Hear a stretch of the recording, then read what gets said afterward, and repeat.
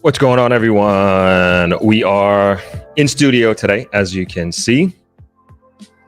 I decided to give this setup a try. I don't think we've ever done a live stream from the studio. Not think we have never done a live stream from inside the studio. So I figured, why not? And especially like we're doing a more of a react video, so we don't even need to be on the beach, so to speak. So I think this is just going to be so much easier. Could have done it at the editing desk as well, but figured let's do it in these seats that we all know and love so much. But of course, let me know where you're chiming in from, what city, what state, what country. Always like to hear that. Today should be a good one. We are going to be focusing on doing a reaction video, as you can tell from the thumbnail and the title. I promised this a few weeks ago.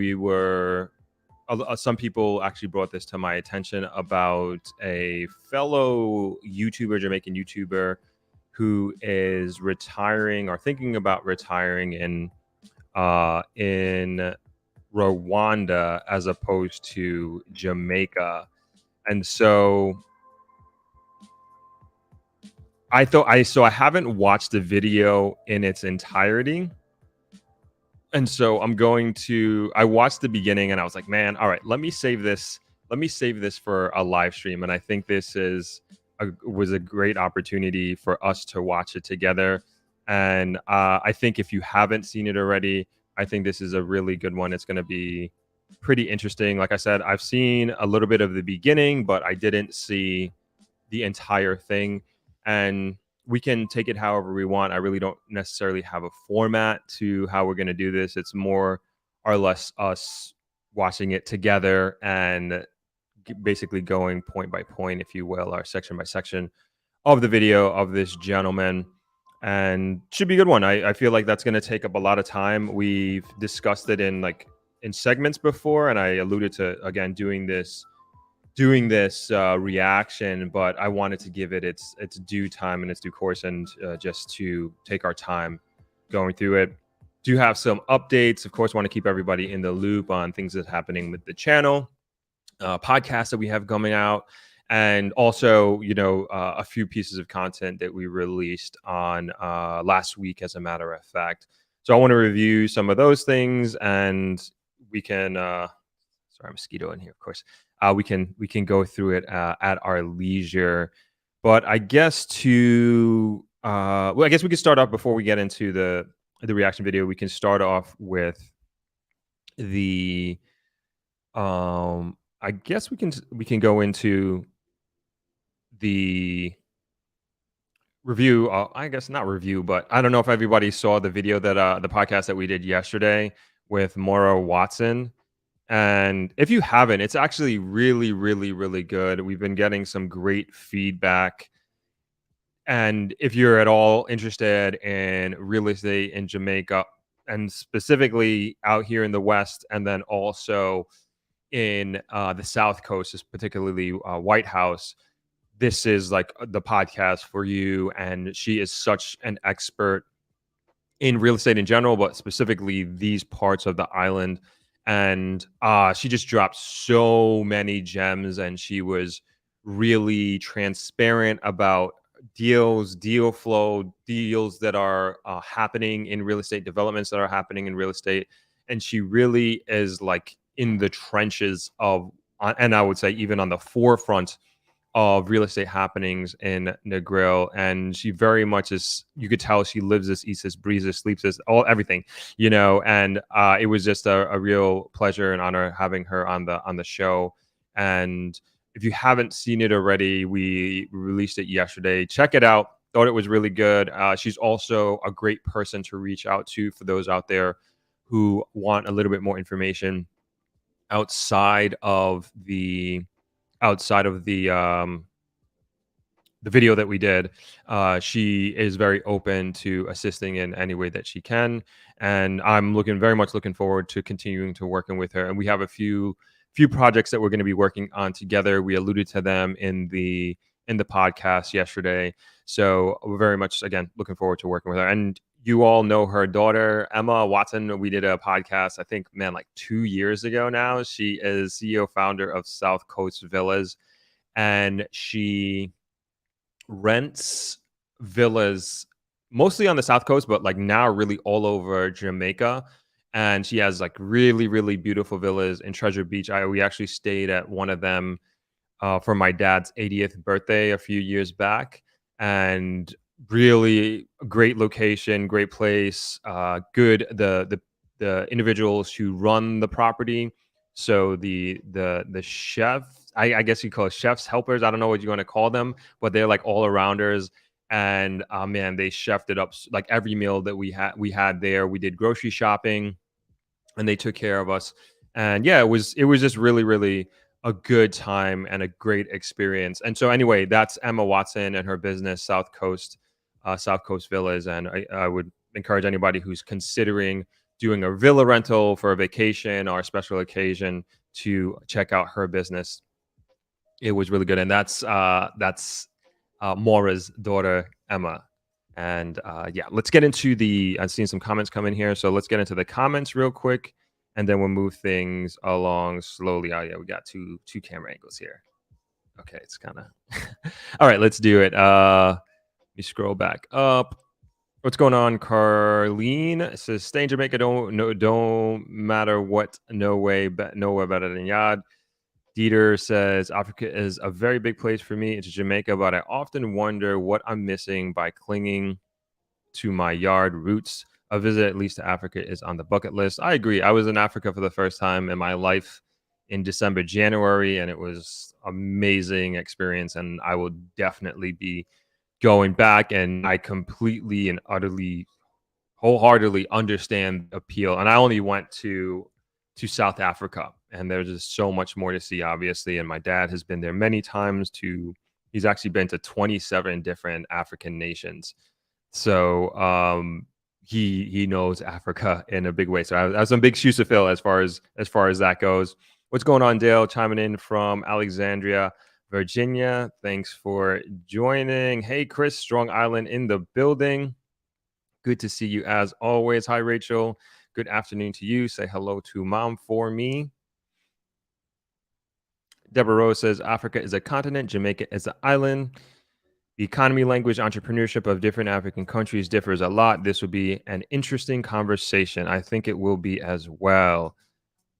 Beijing Brit, afternoon all. How's it going, Throp? Good to see you, Beijing Brit. Thanks for joining. Leon, what's going on? Nice to have you as always. Jay Fitz, hi, Throp and family, chiming in from Atlanta. Good to see you. Sam, happy Sunday to you as well. Chiming in from Harrison, New Jersey. Hi, Giselle. Thank you for being here. Donna, good to see you. No beach view today. No, we are in the studio today. MDL says, "Hi, Throp and Throppers, chiming in from Washington, D.C. area. Awesome." And yes, Donna is reminding everybody to please hit that like button. Would very much appreciate that. Hi, Kemi. Says, "Hi, Throp. Hello, Throppers." Charles Adderley says, "Throp and a network family salute." Thank you. Hi, Simone. Says hi. She's saying hi to everybody as well. Fitz says, "Great show yesterday. One of the most informative shows about real estate I've attended." And people were asking in the comments, is Maura going to be at Throp-X 2023? You bet your butt she is. She's definitely going to be there. And she's excited to be there very much. And I'm sure, we are about 3.5, 4 months out to the Throp-X.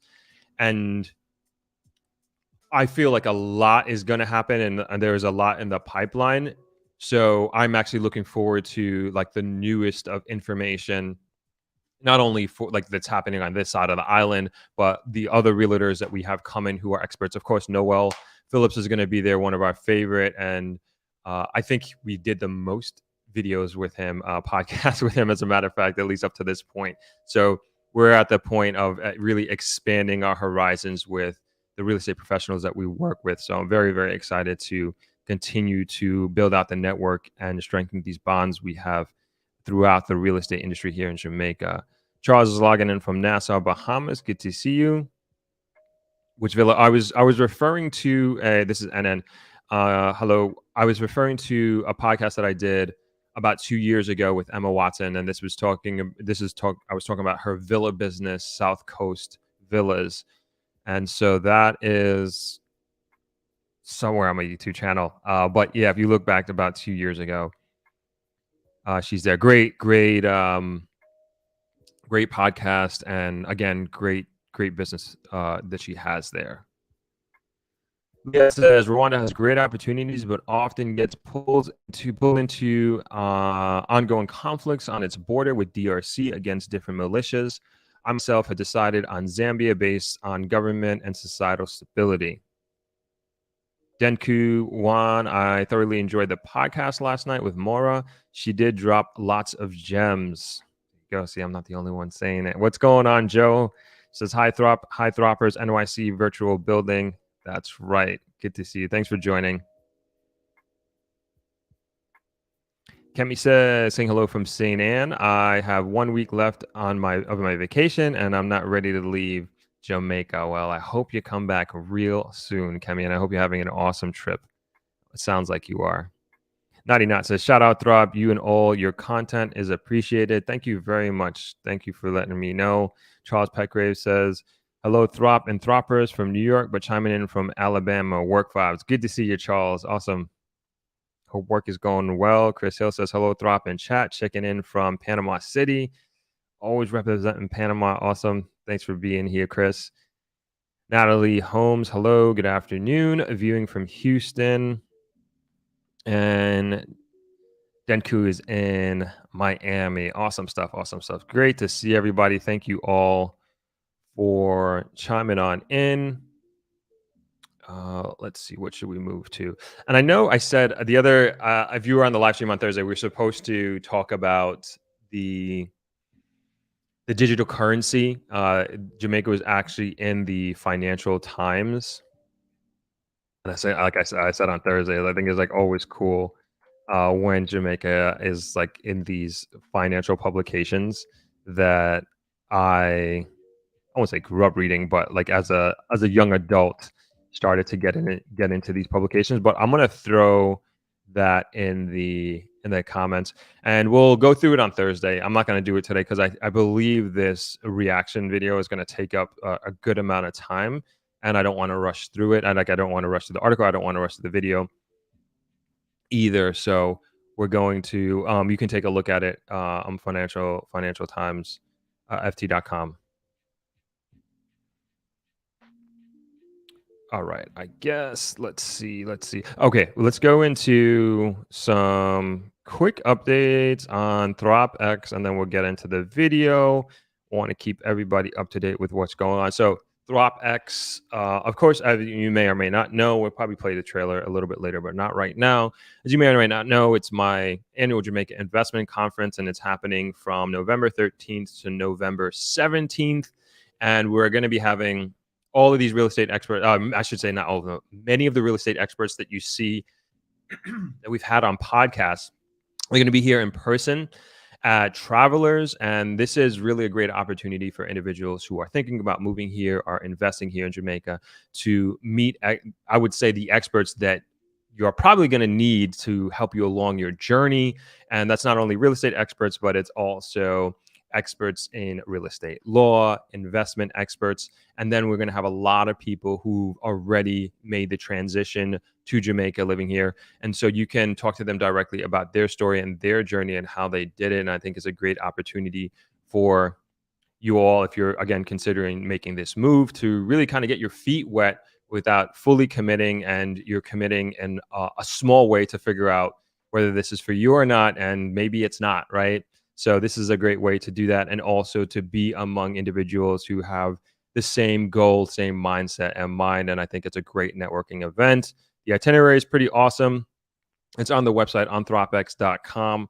I won't go into that, but as I mentioned, Maury's going to be there. Noelle Phillips is going to be there. Amashika Lorne, I think I already announced this. If not, we're going to put it in the email newsletter. She is confirmed as a host again. She did a phenomenal job last year, and don't want to work with anybody else.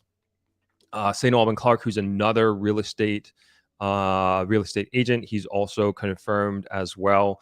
And we are working on, I mentioned this on Thursday, one of the I would say the most interested topics that I've seen grow in the last year is understanding immigration law in Jamaica, and people that are maybe have no Jamaican lineage or aren't affiliated with Jamaica with any sort of bloodline, let's say, that would allow, excuse me, that would allow them to get a Jamaican passport, an unconditional landing stamp, or get their Jamaican citizenship. What can they do? What position do they really find themselves in, and what are their options?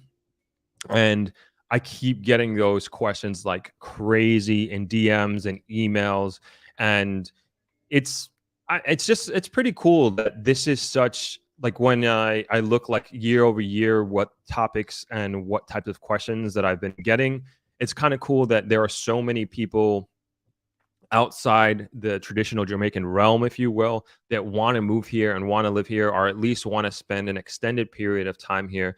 And just kind of goes to show you just how interested people are in Jamaica and on a much grander scale. So anyway, we're going to be having government entities, particularly PICA, and then people, of course, moving to Jamaica. Like one of the first things that I always say that's important is to figure out how you're going to earn your income. And maybe if you're retired, you're going to be getting a pension and your monthly check, whatever it is. But if you're of working age, that's a very, very important first step to figure out. You just don't want to move here, come here, and just say, oh, I'll figure it out. I've seen that before and it hasn't worked out too well.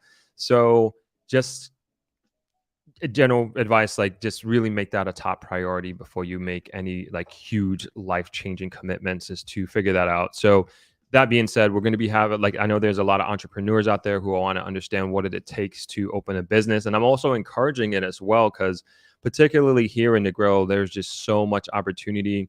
I just did a podcast on Friday with if you guys know Israel, he's from Black Exodus Living Local in Jamaica. It's a Facebook group. And we just talked about like just so many opportunities that there are to do here as a business service product that are just missing. And you would really add extreme value to the community. And he also used to, not to give too much away, but he also used himself as a great example of being able to, at least right now, he's spending extended periods of time here, but even in his same current position, he's telling me he's going to move here. But he used himself as an example to show that, you know, you don't need a lot of money to live here. You don't need a lot of money to move here. And he really broke down his own like financial situation and explained and elaborated in great detail how he's able to do it. So I say all that to say, I believe Jamaica is a place for everyone, regardless of your economic situation, income situation. If you really want it, you can make it happen. So anyway, we're having all those type of very cool guests that will be coming to Throp-X 2023. We got the newsletter coming out tomorrow. If you haven't signed up for the newsletter, or if you're even remotely interested in coming to the conference, definitely sign up for the newsletter to just get the most up-to-date information. And you'll see that as we release speakers and panelists that are going to be coming, you can check it out and just be a part of it. And just so you just can, more information will help you make your decision whether you're going to come or not. And the last thing, two more things on Throp-X. So the other thing is we've partnered with Shirella Inn and also Negril Treehouse, which are two locally owned small hotels here in Negril that are on the Strip. I announced this on Thursday, and they're offering us discounted prices for individuals who are coming to Throp-X. It's already set up, so I really appreciate both the proprietors of those hotels, the Grizzles, Mr. Daniel Grizzle and Sophie Grizzle at Shirella Inn, and also Miss Gail Jackson Brooks from Negril Treehouse, both phenomenal properties. We are going to be doing some commercials with them so we can advertise them and help push their properties here on the Throp channel, here on the live stream. And even if you don't stay with them for Throp-X, they are great hotels to stay at, great service, family owned, really give you that homey feeling of staying on these smaller boutique properties, and really happy to be partnering with them. So there are our first, outside of Travelers, that is our first two partner hotels. encourage you to book your room here at Travelers because they are filling up. And then, of course, if you and Travelers is an option, but if you want to stay somewhere else, I have no problem with that. We're going to be figuring out the shuttle service and getting you here to the conference every day of the conference and all the activities that we have going on. So no problem if you want to stay somewhere else, not an issue at all. But very proud and happy to be working with both Negril Treehouse and Shirella Inn for Throp-X 2023. Wow, man, what was the? Oh yeah, last announcement. Okay, so last announcement on Throp-X is has to do with the virtual tickets. So what we're doing is, so the virtual tickets are $150 for a 2-day conference. They're basically 16 hours, 8 hours a day of panel discussions, and then you also get to interact and ask questions as a virtual attendee. But if you are a channel member or a Patreon, then we'll give you $50 off. So I think we're going to do this up until September, as a matter of fact. So if you are a channel member before September, before September 1st, you will automatically get $50 off of your virtual ticket price. So you only pay $100 instead of $150. So just a little bit of incentive. And of course, if you already are a channel member, you are already in that bucket. And if you can't attend in person, then you can attend virtually. So those are all the Throp-X updates for right now. Let's hop over to the comments real quick. Merrill says, "Good day, Throp. Hello, everyone. I'm listening in from the UK. Great content. Thank you, Throp. Keep up the good work." I will. I most certainly will. Claude, will regular people be able to retire in Jamaica if most of the new real estate is bought up by foreign investors? They will be priced out of the market. What do you think?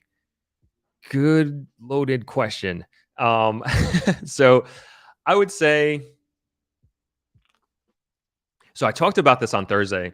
Like I put out, there's 2 pieces of content that I put out recently. There are 2 shorts. One short is Noel talking about, no, Noel Phillips, that is. He's talking about why Jamaican real estate prices are now just rising, and we have all this cultural and social equity that is just being recognized. And he was talking about Usain Bolt,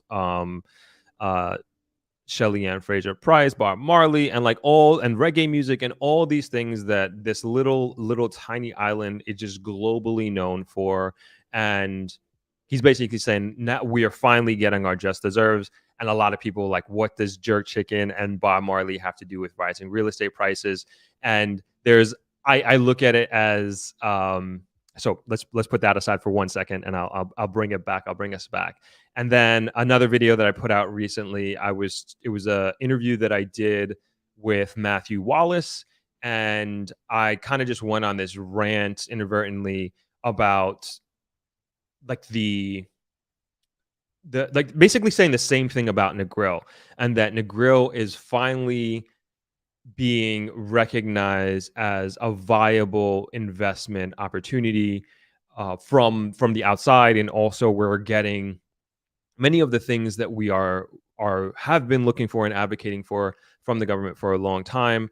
And that one of the biggest things being a bypass road to get bypassing Lucy, Hopewell, coming into Negril to make the commute from Montego Bay and particularly the airport to move from, say, 2 hours, hour and a half down to perhaps under an hour. People are even talking about 45 minutes would be a complete game changer. Also spoke about the Negril Aerodome being converted into an international airport, and all these great things that are happening to Negril, and investment coming in brick and mortar businesses, et cetera, et cetera. And what I'm seeing from both these short pieces of content that I put out, especially in the comments, it is overwhelmingly, I would say overwhelmingly negative if I were to just put it in one bucket. And negative in the way of I would say I will consider it to be fear, and individuals being fearful of one is fear, and then one it's really denial. And people will talk about the headlines with crime, they'll talk about corruption, they'll talk about violence. They'll basically they don't believe that this is happening, and it's like, no, this is not true. And so I say to that, like, you can say it's not true, you can think it's not true, but when you just look at like exactly what is actually happening, it's just undeniable. And that's Negril, and that's also with what Noel was talking about. He's talking about Kingston, and when you see this incredible amount of investment coming in and development happening at the rate, and this was my point in that video, is like, I've never seen this before. I've never seen this much money come into Negril. I've never seen this much interest from the outside come into Negril. And so this is happening. That's my point. And that's what I'm not, I don't go in the comments and I don't argue with any of these individuals. And so those who are like denying that this is actually happening, and it's happening in spite of the headlines that you read, and in spite of what you may think or maybe what want to happen, and that people are not interested in Jamaica, it's happening. On the other side of the coin is the fearfulness that I think maybe, Claude, that you're alluding to here, of people being priced out. And I do think that is a legitimate fear, and like that is also a concern for me as well. And with both of these pieces of content, the way I looked at it, I'm presenting the world, I'm presenting YouTube, I'm presenting anybody who sees and watches this what is happening. This is education. This is a piece of information, and this is something that is happening, right? And it's for you to know, and to have this knowledge, to have this education, and to not be ignorant, and to perhaps maybe do something about it. And do something about it doesn't necessarily mean that you're going to go out tomorrow and buy $1 million piece of real estate. Like, who can do that? Doing something about it is hopefully understanding, like, okay, this is happening in Jamaica, and is it happening in my community? Maybe, maybe not. But how can I put myself in a position where I can take advantage of this, or not get left behind?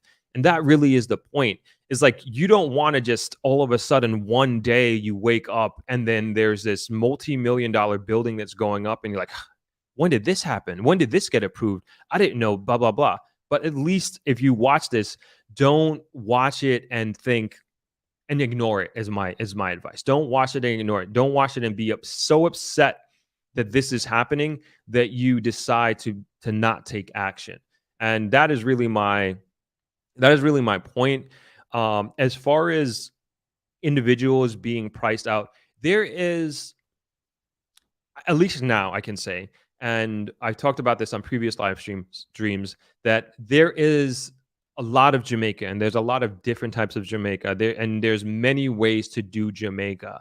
And retiring in, say, uptown Kingston is going to be very different than retiring in Westmoreland, in the sugarcane fields, or in the mountains. And I think that that's really how you have to conceptualize your decision-making process, especially if you're retiring and you're going to be on fixed income.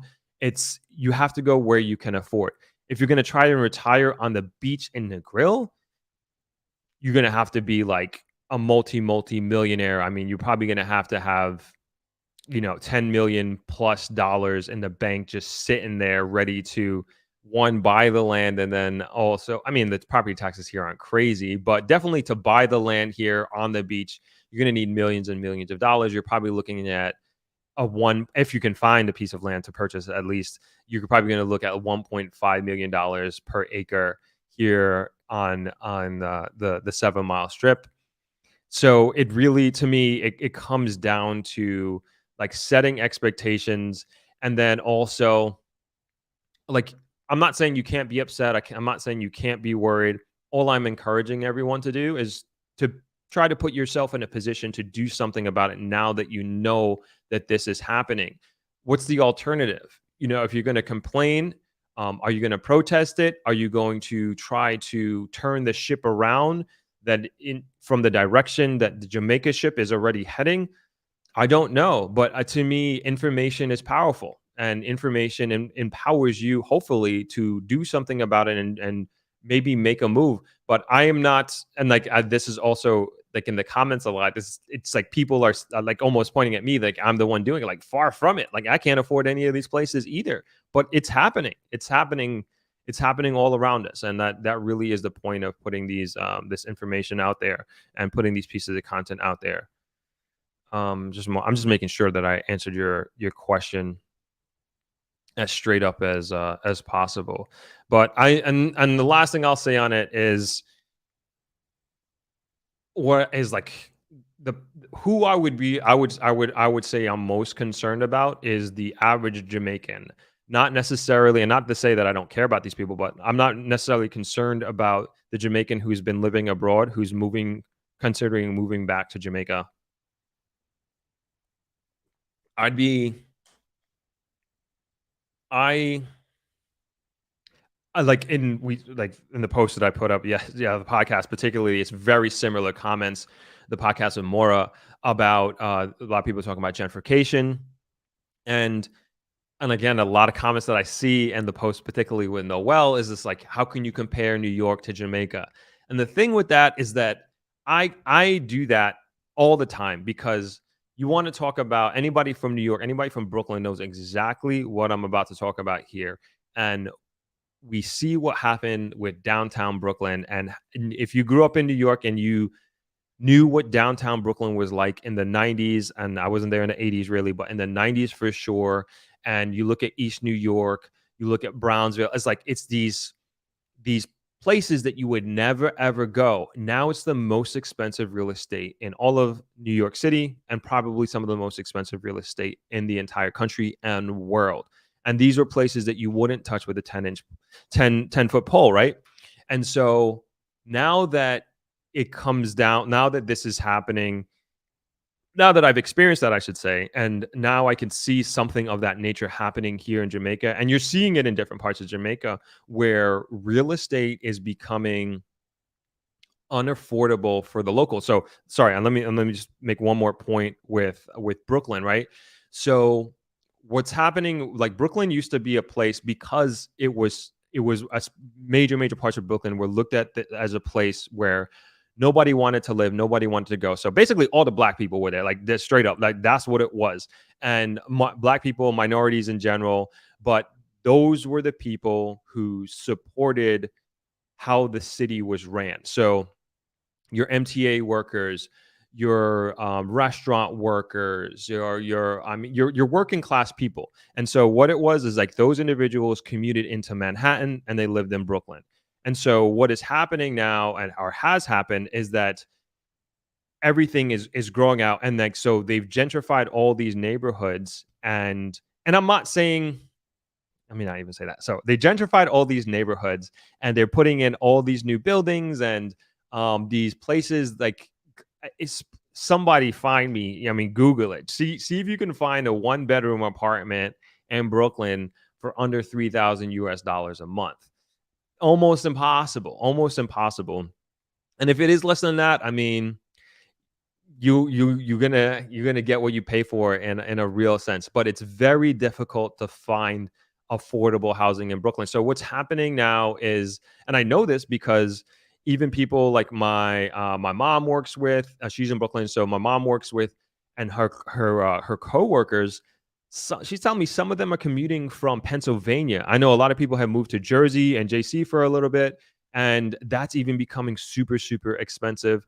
And so anyway, my point is like I use Brooklyn, I use New York as an example to learn from, and we can definitely apply it here to Jamaica, and hopefully that we are able to, as a society, that we're able to know that this is a real possibility of happening, where we don't want to turn our most precious asset, commodity, is our people, especially being a nation where hospitality outside of remittances is our number one source of GDP, number one source of income. So we got to protect that golden goose. And if our workers can't afford to live here, say like in like Montego Bay or even in Negril or wherever have you, and they're commuting 2 hours to work. No, we got to think about that now. Like we're not there. I don't think we're anywhere close to there right now.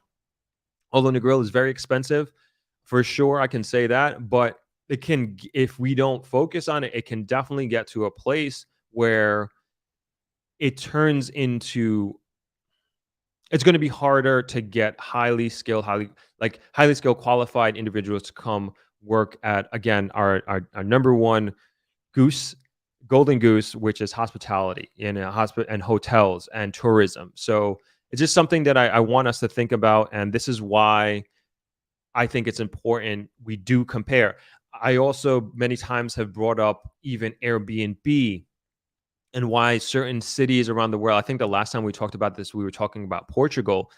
And so about Portugal, digital nomads, Airbnb. And the first time I heard about this was in Barcelona, where they were limiting the amount of Airbnbs that individuals can have because what Airbnb was doing was pricing out the locals, and it was the rents to rent an apartment skyrocketed, and I don't know the answer to these things. All I'm saying, like in terms of we are very much a society we're a capitalistic society. Jamaica, United States, same thing. We are very much about making money, incentivizing commerce, growing, and from the government perspective, growing our tax bases. So that's the incentive and how things of our society are set up.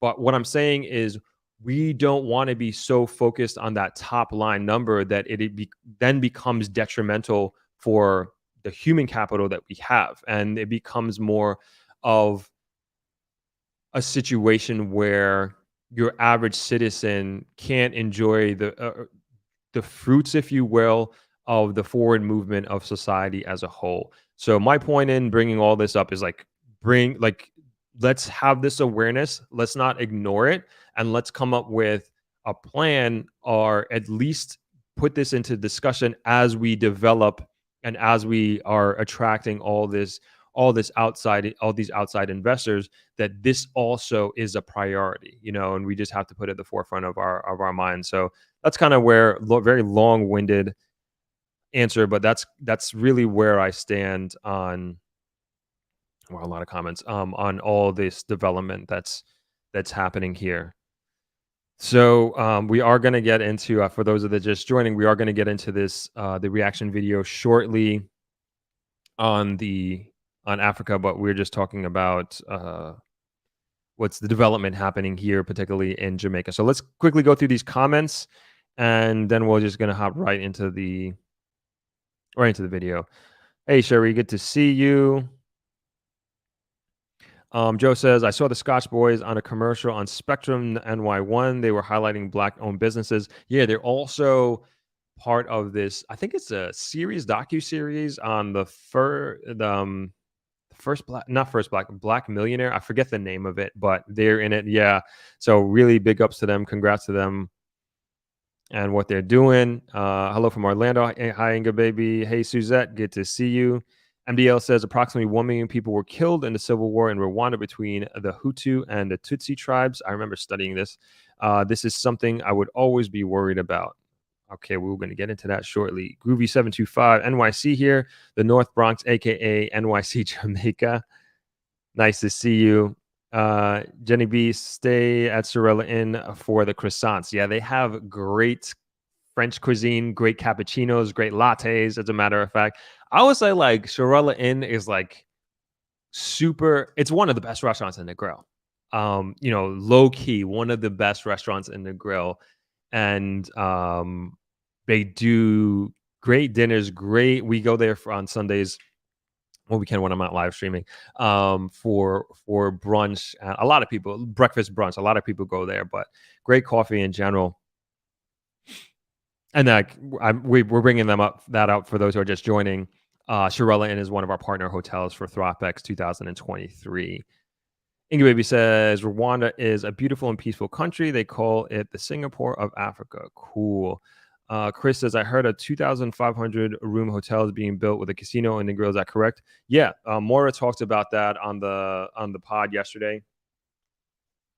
That is the Princess Hotel. That's in Green Island, not too far from here.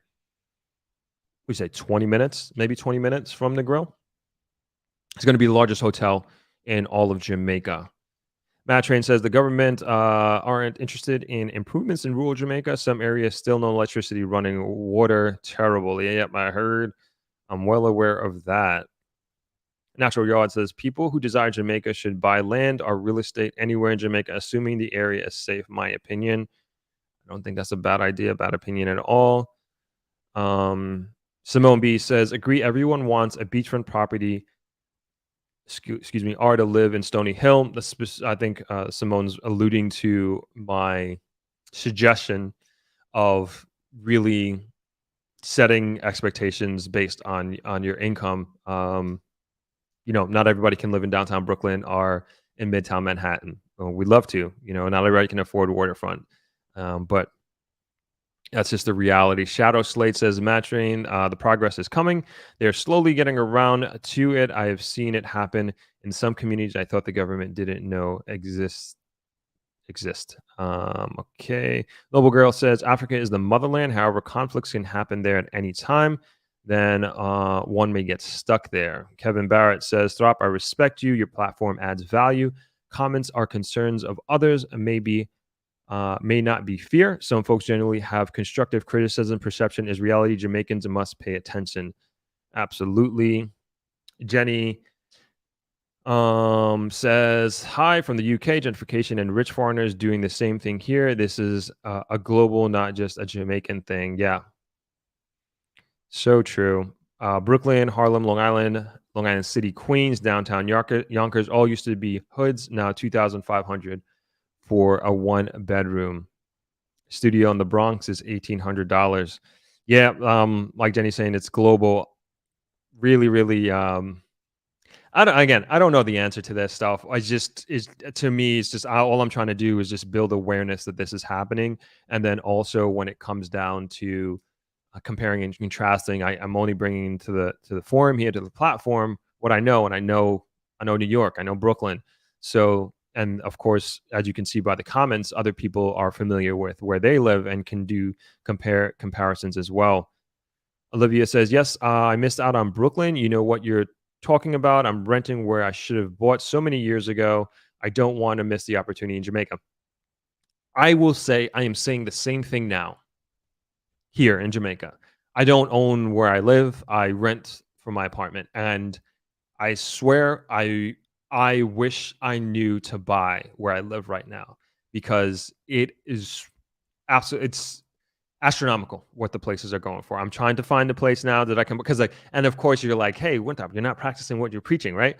And perhaps if I had this podcast when I first moved here and I was so enlightened by the information of just being by osmosis, just kind of being in this field, if you will, and having spoken with all these experts, knowing what's coming, I would have bought. And I'm definitely kicking myself. I'm for sure, but I'm ignorant no more. I'm putting myself in a position where hopefully in the short term that will be something of the past. And that would be my advice, and perhaps someday I will do maybe a video or even a live stream on that and on my experience that I'm kind of going through right now. But if you empower yourself, if I had known where I lived, I would have bought immediately. And it was so much cheaper. I'm talking about a fraction. I'm not saying half. I'm talking about a fraction of the cost I would have paid for, and I would have definitely bought more than one. I'll put it that way.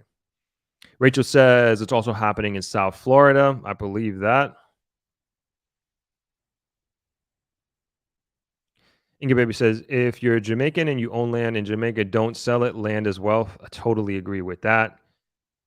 Sam Cooper says, on the topic of Brooklyn real estate, my friend who just turned 30 just bought a 1-bedroom apartment in Kensington near Flatbush, and she paid $450,000, and that was the most affordable she could find. I am so surprised that Sam, your friend, found an apartment for $450,000. I mean, I'm very, very surprised. I'm like that. I didn't. I'm sure that was very difficult to find, but that's crazy. Like if you know how big is that square footage wise, how big is that apartment, that one bedroom? And 450, I mean, that used to basically, at least growing up, you could almost buy a mansion with $450,000. I mean, you take that money and you go like somewhere down south and you have a front yard, you have a backyard, you probably have a pool, multiple bedrooms, 3, 4 bedrooms. But in New York City and Brooklyn, you get one bedroom. I didn't think that was possible, but good for them. Kevin Barrett says, Throp, I respect you. Okay, I think I already read that. Leon says, remember that gentrified word is a curse word. It paints the wrong picture. I think I know what you're saying. You went into this. So, Leon, correct me if I'm wrong. Wow, a lot of comments. If I'm interpreting what you were saying. So, Leon was on the live stream on Thursday, and he was basically saying gentrification is a bad word, curse word, as he says. But and this is the first time like I've heard somebody say that, but his argument or what he's saying was that people who are participating in gentrification in terms of the investors, they're the ones who are taking the risk, and it's essentially capitalism at its finest. And I see what you're saying with that, but there are consequences of those actions, right? More than anything else. And I think that's what we're focusing on. Olivia B says, I saw a 1 bedroom, 1 bath in Crown Heights for 2,900 last week. MDL, I own a home in Toronto and the average price is 1.5 million. The same home was for about 225,000 in the 90s. Yeah, we're seeing a pattern here. Question: if born in USA, would it be beneficial to get your Jamaican passport, first generation? Absolutely, and it's very easy, Groovy. So I was born in New York. My dad is Jamaican. And I got my unconditional landing stamp, which allowed me to stay in with my US passport. It allowed me to stay in Jamaica for however long I wanted, as basically my Jamaican passport. Then eventually I applied for my Jamaican passport through my Jamaican lineage with my dad. And wait, no, citizenship, then passport. Excuse me. Yeah, got my citizenship, and then with the citizenship, I got my passport. That's what I did. This was a very long time ago. Inga Baby says, I'm very happy that my husband and I have a home in Florida and a gated community. I would definitely love to buy a house in Jamaica as well for retirement. Jay Fitz says, my daughter lives in Brooklyn, Dumbo, and I was shocked at how much she pays for her rent. Her rent is much more expensive than a house she purchased in Atlanta. Yep. Not surprised at that. Sam Cooper, I had to move to New Jersey and I still pay $2,000 a month in rent. So everything you are saying is 100% true. I'm turning 30 next year, and instead of continuing to rent in New Jersey, New York City, I'm planning to buy in Jamaica. I think that's a really smart idea. And we're talking about that on the pod with Israel on Friday, and that's what he did. He told me he born and raised in Toronto, and then moved out to Nova Scotia, and basically he can't afford to buy a home there. So what he did, he bought land here in Jamaica instead, and he can afford to buy something here, and he's doing farming there. Another great, amazing podcast coming up. So that'll be in the next few weeks. I don't know what the production schedule is like. Gotta check that out eventually. Janice says, greetings from Florida. I don't think it's a negative to ask what the underlying economic basis for astronomical prices is. If I live in Brooklyn, there are many places for me to work to pay my bills. I think what you're saying is like, you don't think, maybe you're saying, to clear this up for me, like maybe you're saying that you don't find these prices justified because of there aren't necessarily jobs that support these high prices. Let me know if that's what you're saying. I mean, what if you listen to the guy who's retiring in Rwanda? His major complaint is about his family issues. We're about to get into that shortly. Paulette Nelson says, hello, Throp and everyone here in Vancouver, Canada. Love your channel. Thanks so much. Nope, no beach today, Chris. We are out here in the studio instead. Yeah, please like the video. Would appreciate that. KP, what's going on? Simone says, rural Jamaica is affordable. Just have to deal with a bad road and transportation. Hopefully that becomes a thing of the past in the very short future.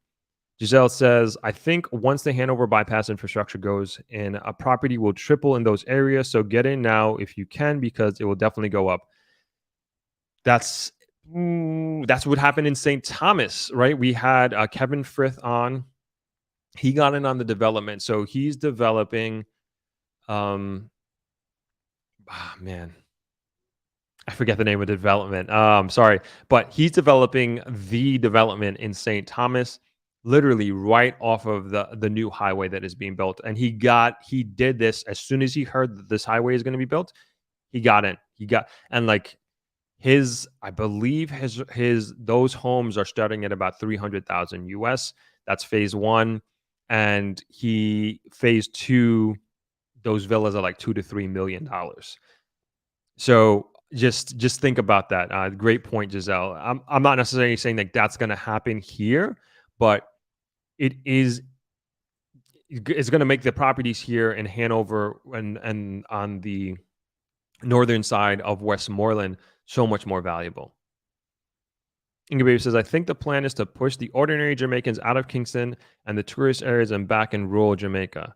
I hope that's not the plan. Because again, like I was saying earlier, you need the support of for Jamaica as a whole. You need people to be able to live in close proximities to these revenue generating, particularly in hospitality, these revenue generating industries. What's going on, King Naldo? Good to see you. Donna Bryce says, I'm not in favor of casinos in Jamaica. They've been trying this for a year. I mean, I would say at this point, we got to be in decades, because I remember this was in early 2000s, like a casino group actually approached us to put a casino here at Travelers, and we're just like a small little hotel, but still hasn't gone through. Like the anticipation for it is very high. Lena says, hi, Throp. I was going to message you yesterday as I got myself lost in Brooklyn and saw your name on a street in Flatbush. Yep. Wenthrop Street is all over. Giselle says, Throp, did you know that you can get a construction loan in Jamaica? It works exactly like a mortgage. I realize a lot of people don't know this. Yep. I have a friend who did that. He's building a villa that and he got a construction loan. So great, great piece of advice. So that if people weren't aware that that is available in Jamaica, we have the opposite. People turn good areas into ghettos. Norbrook getting overrun with squatters right now. I heard about that. I saw that. But I said this on Thursday. I am very, very rare instances. Do I point fingers at the government, or do I have like a high level of expectation for them to do make life-changing decisions, right, so to speak? So, I mean, one is like the roads, right, and interconnecting Jamaica, but the other is, and I would say like ambulance and fire and police services for sure. But the other thing is a squatters, and allowing these squatting communities to balloon. I'm not going to go down that path. I did that on Thursday, but that's one thing that I would say I very much do hold the feet of the government to the fire when it comes to that. And it's who else's responsibility can that possibly be, right? Donna Bryce, there are many people moving from Hong Kong to Vancouver, bought houses for cash, and properties prices skyrocketed. I heard about that. I heard about this. Throp, prices aren't going to keep rising. It will crash at some point. Perhaps, I am not one to say, and you shouldn't be either, to be on the, what would I say, the docile side. I'd rather be aggressive, and I'm not going to wait on the sidelines for maybe perhaps an eventuality to happen. I think you got to be proactive in whatever market there is out there, whether we're in a bull or bear market, and it may go down, it may crash, but nonetheless, I want to be in a position that whatever the type of market that it is, that I can put myself in a position to benefit. Jeff says, I hate to bring this up, but Jamaica's anti-gay laws is a detriment to persons investing in Jamaica, where in Mexico has welled all types and had shown a large boom in investing.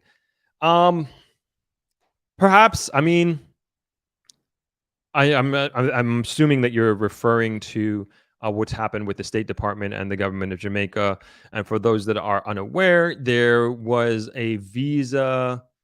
A visa was denied for the partner of a ambassador diplomat from the U.S. by the Jamaican government, and it was because they were gay, I believe, and it's spurred like this whole controversy, like what George is, excuse me, what Jeff is talking about here, and I'm sure that there are negatives to that, but I don't really know if that's the reason, but it seems like that's the reason, but it doesn't seem like the decision makers in the power that be, like, they didn't really care. And then, like, when I look at the comments too, like, when I saw this post, obviously it was by, like, Jamaicans, mostly Jamaicans, but it was an overwhelming support of the decision that was made more than anything else.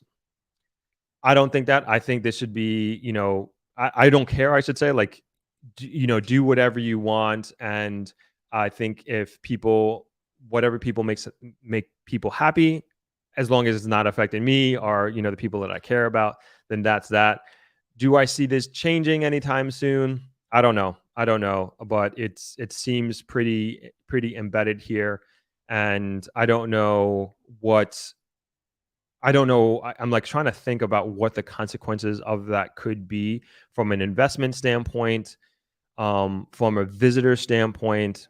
I know there was like a protest years ago about this from LGBTQ community, like coming to Jamaica, and they were trying to just like ban it. But like, I'll tell you, like, we get a lot of like, I would say throughout in the grill, we get a lot of gay and lesbian couples that come, and like, maybe Negril is an exception, but it's very much a live and let live society, and people just don't care. I mean, at all, and people just go about their business and do what they got to do. But I haven't heard of anything like that, and I find the grill to be very open and welcoming in that sense. So, what's going to happen with that and what could be the possible consequences of that, I'm not sure. But investments are like, is it? Or I don't know if have you heard of an investor or an investment group saying I'm not coming to Jamaica because of X, Y, and Z? I haven't. Ingy Baby says that is one of the biggest problems for us as Black people. We don't think about ownership like other races. Uh, Big CMCG says, hoping they keep the resorts out of Portland. Fuber says homes in Bedside that were 300 to 450,000 in 2008 are 1.8 million. I'm not surprised at that. Kevin says, I encourage the young and old Jamaicans at home or abroad, invest in Jamaica, a business, a piece of land, a home, whatever, just do it. And this will have us all keep control of Jamaica. No brainer. Gareth says, if you are buying in the trend, you are too late. Yeah, I don't think at least Negril, Jamaica, and many parts of Jamaica, you're definitely not too late. It will be too late soon, for sure, for sure.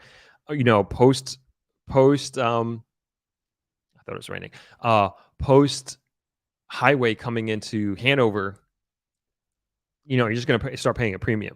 You start paying premium more than anything else. What's going on, Andrew? Good to see you. Chris PW says, so tell me who are buying those properties at those prices. A lot of it is Jamaicans. A lot of it, like when I talk to realtors, it is mostly Jamaicans who are living abroad, coming back to Jamaica, and then also Jamaicans in Jamaica. That's what I hear more than anything else. It's Jamaicans. And that's what, like, I see that in the comments, and people are blaming the Chinese and foreign investors. It's Jamaicans. I'm telling you, like, from all of the realtors that I spoke to, a large portion of these investments that are happening, both the developer and also the individuals buying these homes and apartments are Jamaicans. What's going on, Eric? Thanks for chiming in. Brooklyn is in the house. Gareth says the average Jamaican will not be able to afford those prices. And that's true. That's very true.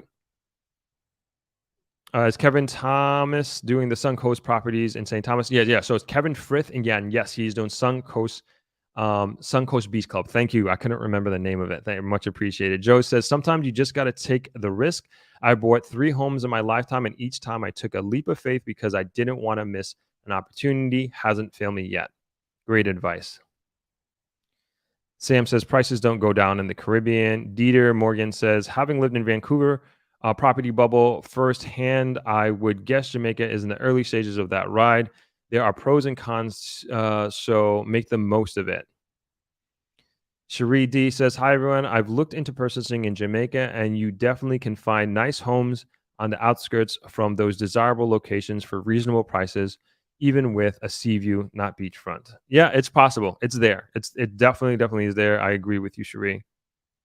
Eric says, I'll be sending out the videos I took of Travelers Beach Resort this week on my channel when I saw you this year. Hope you like them. Absolutely looking forward to it, man. Definitely looking forward to it. Crispy W says, so local Jamaicans buying, so not the average Jamaican then. Right. It's not the average Jamaican. And I said this on Thursday, there is a lot of money in Jamaica. Like people fail to realize that like there are very, very successful, and not just one part, like very successful business owners in Jamaica, small business owners. They are very successful professionals, doctors, lawyers, and they are, and these aren't like people like retirement age. I was trying to be careful of my words, but these are young working professionals. They're people who are working for companies in Jamaica who are buying their homes.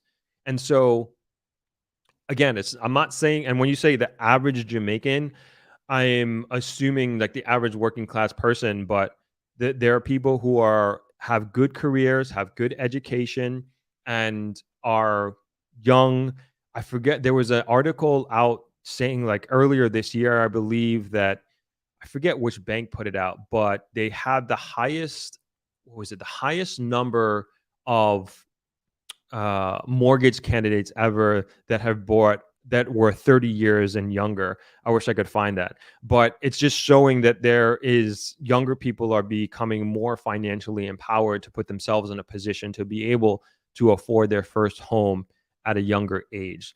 And that's just a fact, at least from that particular bank. Giselle says there is a lot of money in Jamaica, just have around, especially Kingston. Yeah, I mean, I don't know if this is what you're saying, but yeah, the money in Jamaica is in Kingston. There's no question about that. Giselle says, I honestly think owning property in Jamaica is a privilege. And Ramsey, good to see you, cuz. Forever.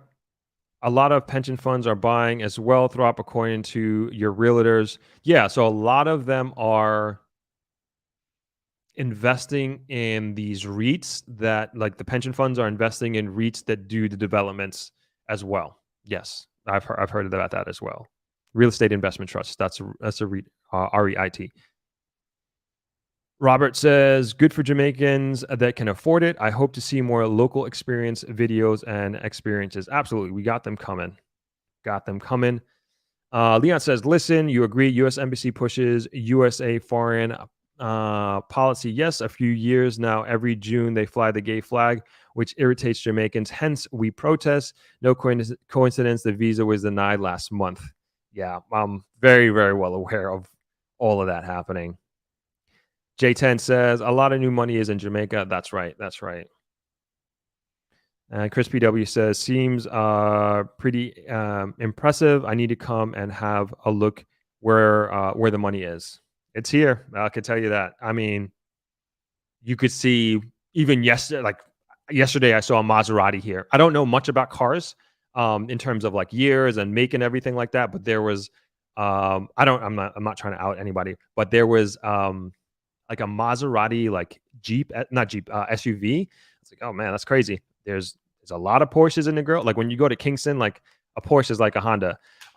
Like there are a lot of Porsches out there. I mean, of course, you got your regulars, your Beamers, your Mercedes. I've heard like a few people have imported Ferraris. So it's there. You see it, like you see it, like in your face. You're like, man, this is crazy. And keep it. And like the reason why, like especially why I bring up vehicles, is I'm sure I'm probably preaching to choir here, but when you import a car, sorry, not even import. When you buy a car here in Jamaica, you're paying double the price that you would pay in the United States. Think about that. Somebody who buys a Ferrari and has one here in Jamaica could have bought two.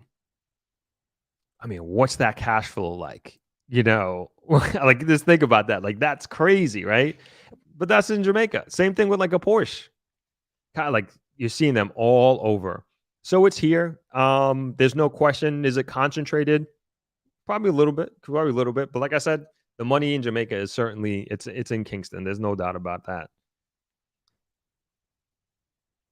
Donna Bryce says, there's money in Jamaica. My friend's doctor in Kingston just built a huge home in an upscale neighborhood and imported tile for the pool from Italy. Water features running in the home. I mean, that's regular. That is normal. Like, I am not surprised at that at all. And like when you speak to like contractors and they tell you about like the homes that they're building, and these are not, at least a lot of the contractors I talk to, these are not in gated communities. These are people building their homes. They're importing this, they're importing that, and the fixtures, etc. Like the money is there.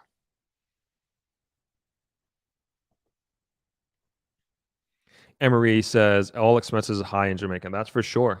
Construction cost is very high here as well, especially for material. All right, let's do it. Let's get into the video. I did not expect to be going an hour long talking about all that we talked about, but I don't mind at all. So, all right, let's get into why we are all here. If I can find the video. Okay, we got it. All right, so I'm going to share my screen. Man, I think I might have to change. I think I messed up. But all right, let's oh,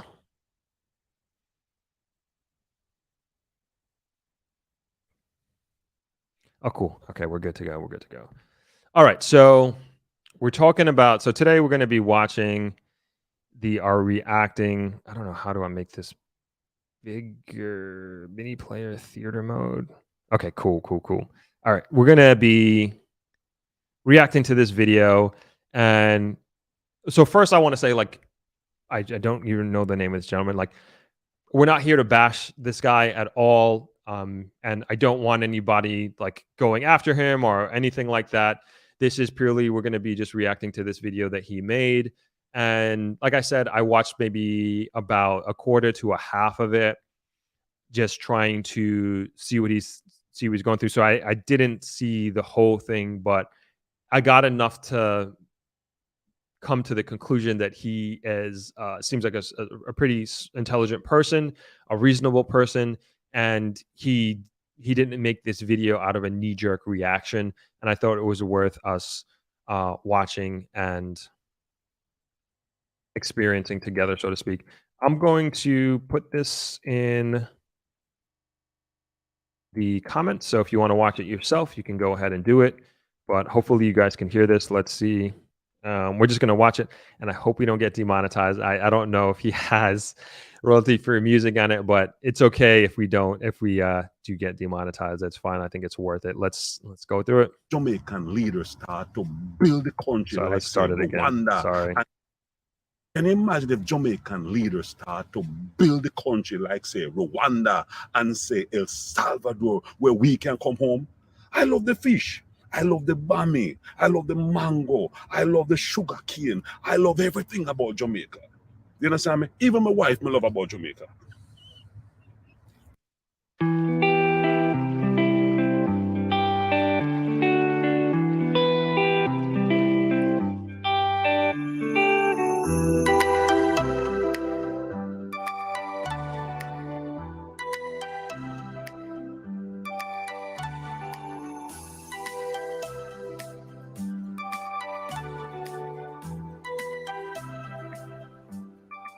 Want me YouTube family? Hi YouTube family. It's me again, the Jamaican Canadian, who is running away from the West to find peace and prosperity in Africa. As usual, family, I appreciate your subscription. I appreciate your likes. Please like, share, and subscribe and spread the word to others so we can start a new repatriation movement to the motherland. We want some of the success. We want some of the peace. And why not? Thank you for your love. Spread the word and let's start something new.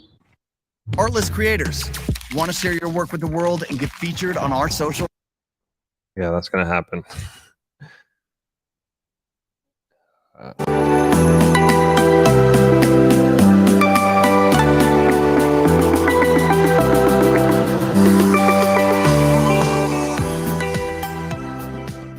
Hey, family.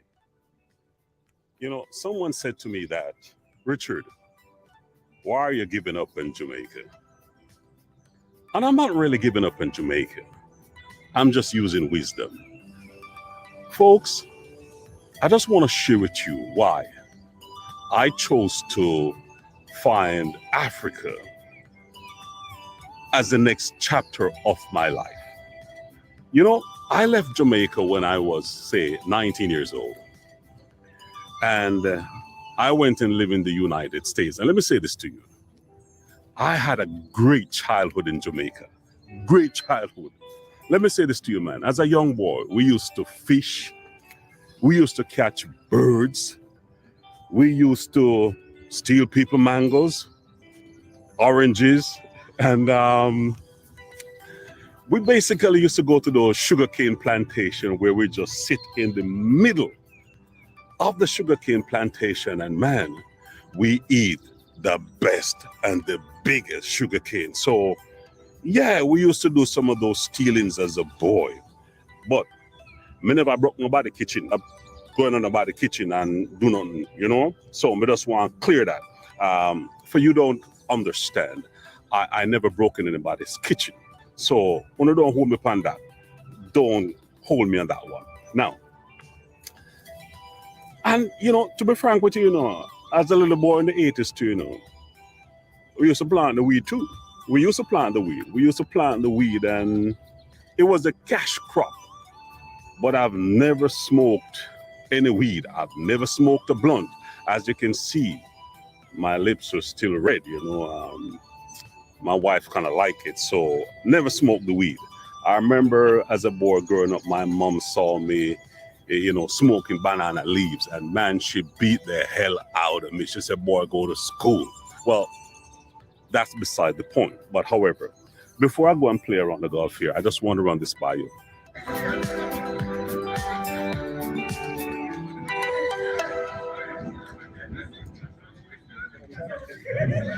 We used to run boat. Run boat is that, you know, you used to go in the woods and you used to cook food. You dig potatoes from the ground. You pick yam from the ground. And we just run a boat, cook food, and we all eat. And life was good. And as we got older, we see a shift in Jamaica. We used to have Louise Bennett. We used to rock to Bob Marley and Pete Touch and Dennis Brown and all the good artists. Them used to give us the good vibes. So in reality is that Jamaican culture literally grew us up. So I'm not really giving up on Jamaica. I love Jamaica to the core. But the point is that we have to make some wiser decisions.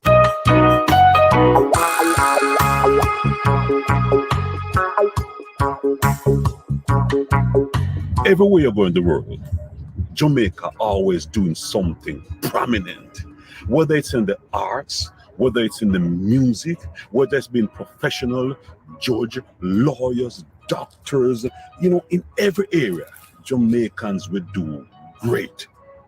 And it kind of breaks my heart that, you know, with so many professional Jamaicans overseas, now think about it. With all that knowledge and financial resources that's outside of Jamaica, can you imagine if Jamaican leaders start building Jamaica as a place so we, the diaspora, can come back home and build the country? If Jamaica is doing so good in tourism under this kind of condition where it's the highest murder rate in the world, Are you sick of having issues with your webinars, wasting? All right, this is a good place to take a break, I think. So just a couple things before we continue the video. So it seems like he's from the country. Obviously, he's a country boy, and he loves the rural traditional, grew up in the rural traditional Jamaica and really appreciates that. And he seems to be, honestly, a very proud Jamaican in many ways. And so he started going into, and perhaps he's going to continue going down this route. He started going into the imagine if the Jamaicans who are living abroad, if the government encouraged them to come back. And so I'll say to that is just like, why does the government need to encourage you to come back? And I got into like a long discussion with the podcast I did on Friday about that very same thing. And we talking, me and Israel talking, and one of his main things is like, he's also Canadian. Israel has he's what I would say 2 generations removed Jamaican. And one of his motivations was to move to Jamaica is like, why am I, this is, I'm forgetting a very important point. So he's working for this company and his boss had a child, I believe it was a son. And it was celebratory, boss was happy, proud, everything. But Israel in his mind was like, I'm going to be working for this kid in 20 years from now. And he was like, why would I put in my efforts and put in all these years and decades of my life, my skill, my experience, my education into helping build generational wealth for this company and for this country, Canada, when I can go to a country and I can use my skills, experience, and education and to help build that country and help leverage what I know and what I have to offer for a Black country. And he has in his own words, he has a second 2 generations removed affiliation with Jamaica. And he's like, he'd much rather build generational wealth for his people and build generational wealth for his family in owning something and being down here. And so I say to this gentleman, Richard here, is like, why, if we're not going to build Jamaica and we don't have the, I wouldn't say insight, but if we don't have the inclination and we don't have almost a sense of obligation of, if we're not going to build Jamaica, who is? Like, Jamaica is going to be built. Jamaica is going to be moved forward. And if you don't think that is going to happen, please show me the evidence that would suggest otherwise. And why wouldn't you want to be a part of that? And why wouldn't you want to lend the skills and experience that you have, your education as a Jamaican, to bring it to this society and to lend the country building, the wealth and multi-generational wealth building? Why not bring that here? And that's what I would encourage. And I don't necessarily think that we need the government to incentivize this. It would be great. It would be lovely. But I think it's for us to take that mantle and for us to really say, this is what I'm going to do. And I want to be a part of this. And that skills that I have, the knowledge, the experience that I have, instead of, and I'm not saying like everybody do whatever they need to do and whatever they feel they're most comfortable in doing, but there's great opportunity. And I think it's a 2-sided coin in a positive way, in the sense that you get to help build your country and you're using your skills, your experience, your knowledge that you have gained overseas, and you're using that to also create great opportunity for yourself as well. Because I really feel that Jamaica is maybe not necessarily an open book, but it is definitely, I think there are a lot more opportunities for you as an individual, perhaps, than there are in a very saturated market like a Manhattan, New York City. So that's what I'll say on that, to kind of get us going here. Let's see what else he has to say about we're on the chapter of Jamaican culture.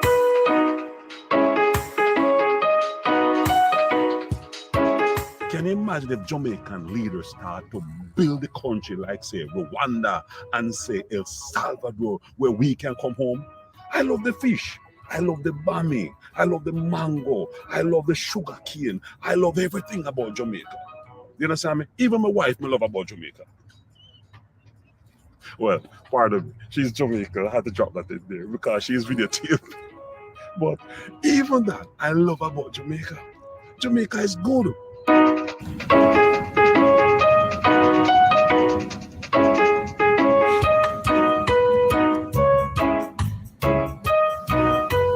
It's not the fact that I really want to give up on Jamaica, but think about it. I left Jamaica when I was 19 years old. I'm in Canada for over 30 something years. I live in a country where there's peace, security, safety. No. Yes, there's no doubt that I should choose Jamaica as a destination. And I did back in the past. I invested heavily in Jamaica. And right now, to be frank with you, many folks, I'm going through hell with some tenants. Tenants haven't paid for 6 months. Tenants don't want to leave when they say them to leave. This is why I'm shifting my whole business model from long term to short term. You know, pipe broke, they give you a problem. I mean, there's always something breaking and they're always giving you stress. And what I So I'll say like that's the experience of being a landlord anywhere.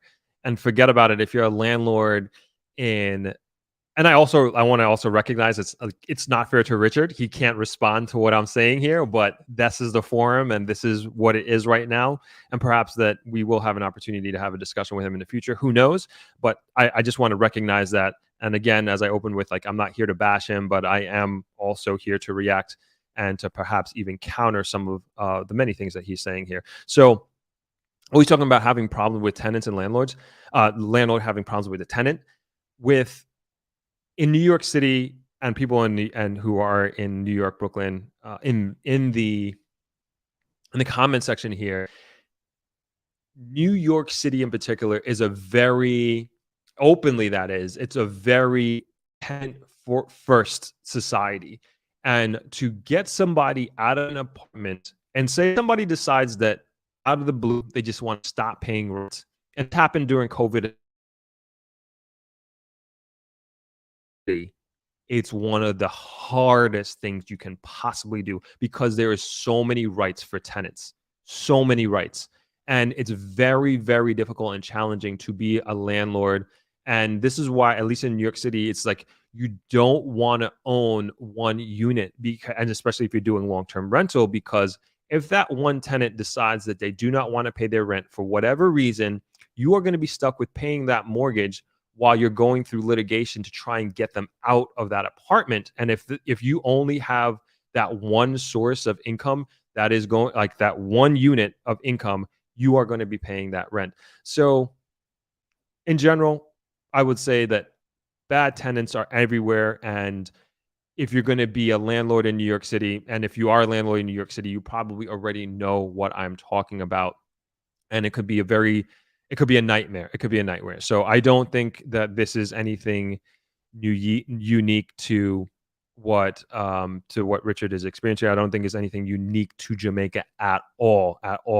I've had bad tenants here. I remember we were renting out, and so I'm saying this to empathize and relate to what this gentleman is talking about.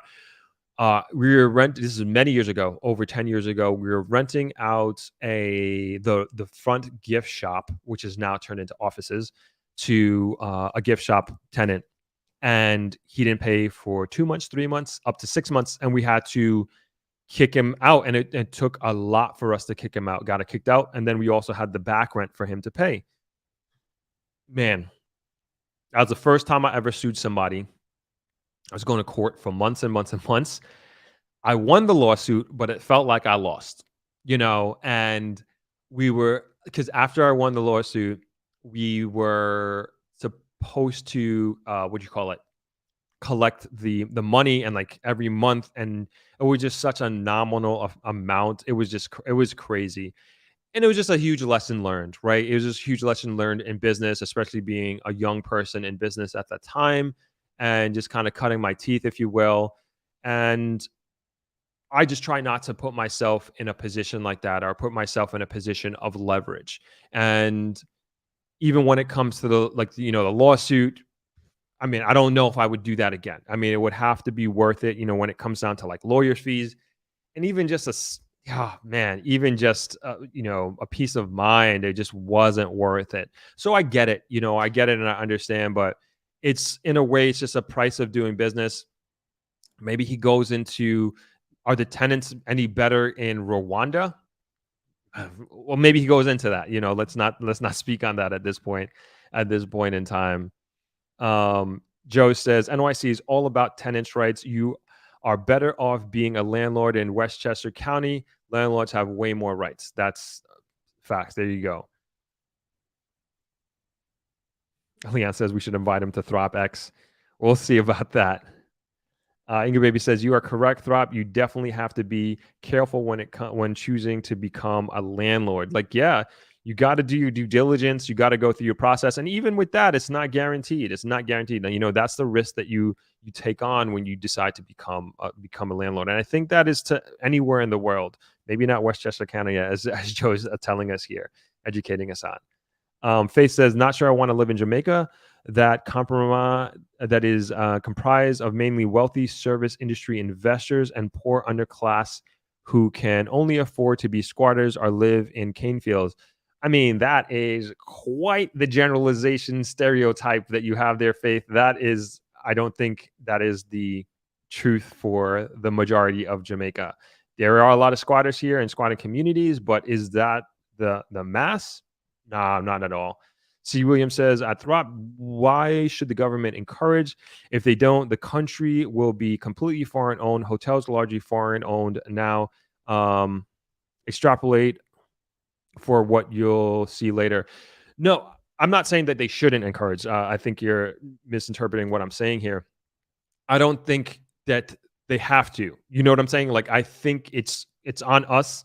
It's on the diaspora to take it upon themselves. It's like, I want to come back and I want to be a part of this. I want to help grow and develop my country. That's what I mean.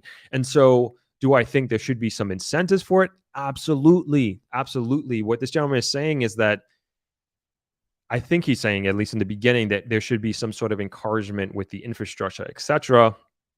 And sure, and yeah, should there be incentive? Yes, I do believe that. That will be great. That will be great, but I don't think we need it. I don't think we need it, or should be expecting it. Maybe not need it. I don't think we should be expecting it at this point.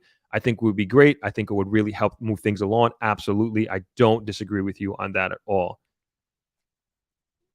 Simone says New York City is not landlord friendly. There you go. Kevin Barrett says there are Jamaican folks who generally want to help build Jamaica, but there are others throwing roadblocks, which I think this man in Rwanda is trying to suggest can hamper progress and cause people to give up. I agree. I agree in that sense. So I'll say even from like a charity level, it's sometimes very difficult to give back with how things are set up here in Jamaica, with customs. And even that, I don't want to speak on this from an ignorant level. I was having a discussion with someone about this, about the tariffs. Just a minute ago, I was talking about the affordability of vehicles in Jamaica, where you buy one Ferrari, import one Ferrari, you could have bought two because you have to pay double the price on those vehicles, right? And so I want to do a little bit more investigation into this, into understanding perhaps the economic viability or strategy of having such high tariffs on imports. Like, I want to know what the thinking is behind that. Because like from a macroeconomic standpoint, I think, and I could be completely wrong on this, is like, if you open up the tariffs and you open up the country, sorry, I'm making myself a little bit bigger here.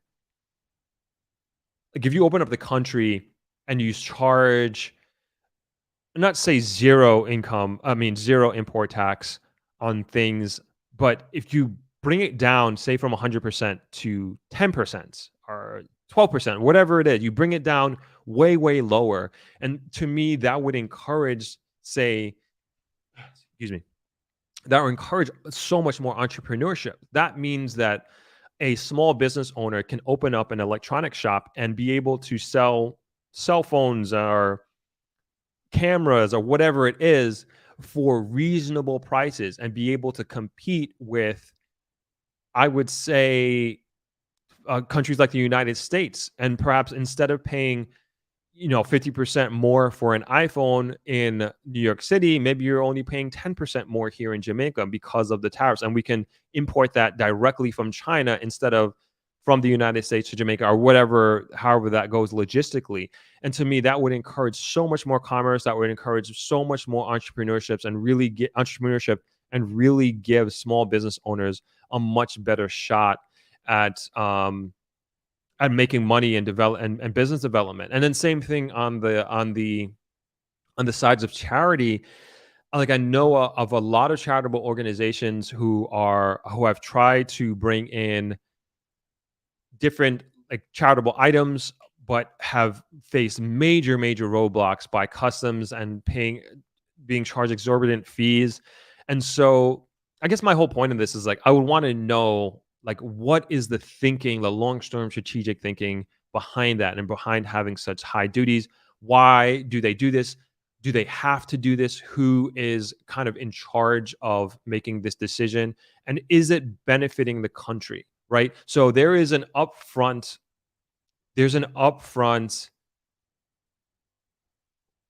not cost. There's an immediate benefit, I should say. Sorry. So there's an immediate benefit to collecting 100% duty on a shipment of electronics for a small business in Jamaica. Like, you get that revenue immediately, right?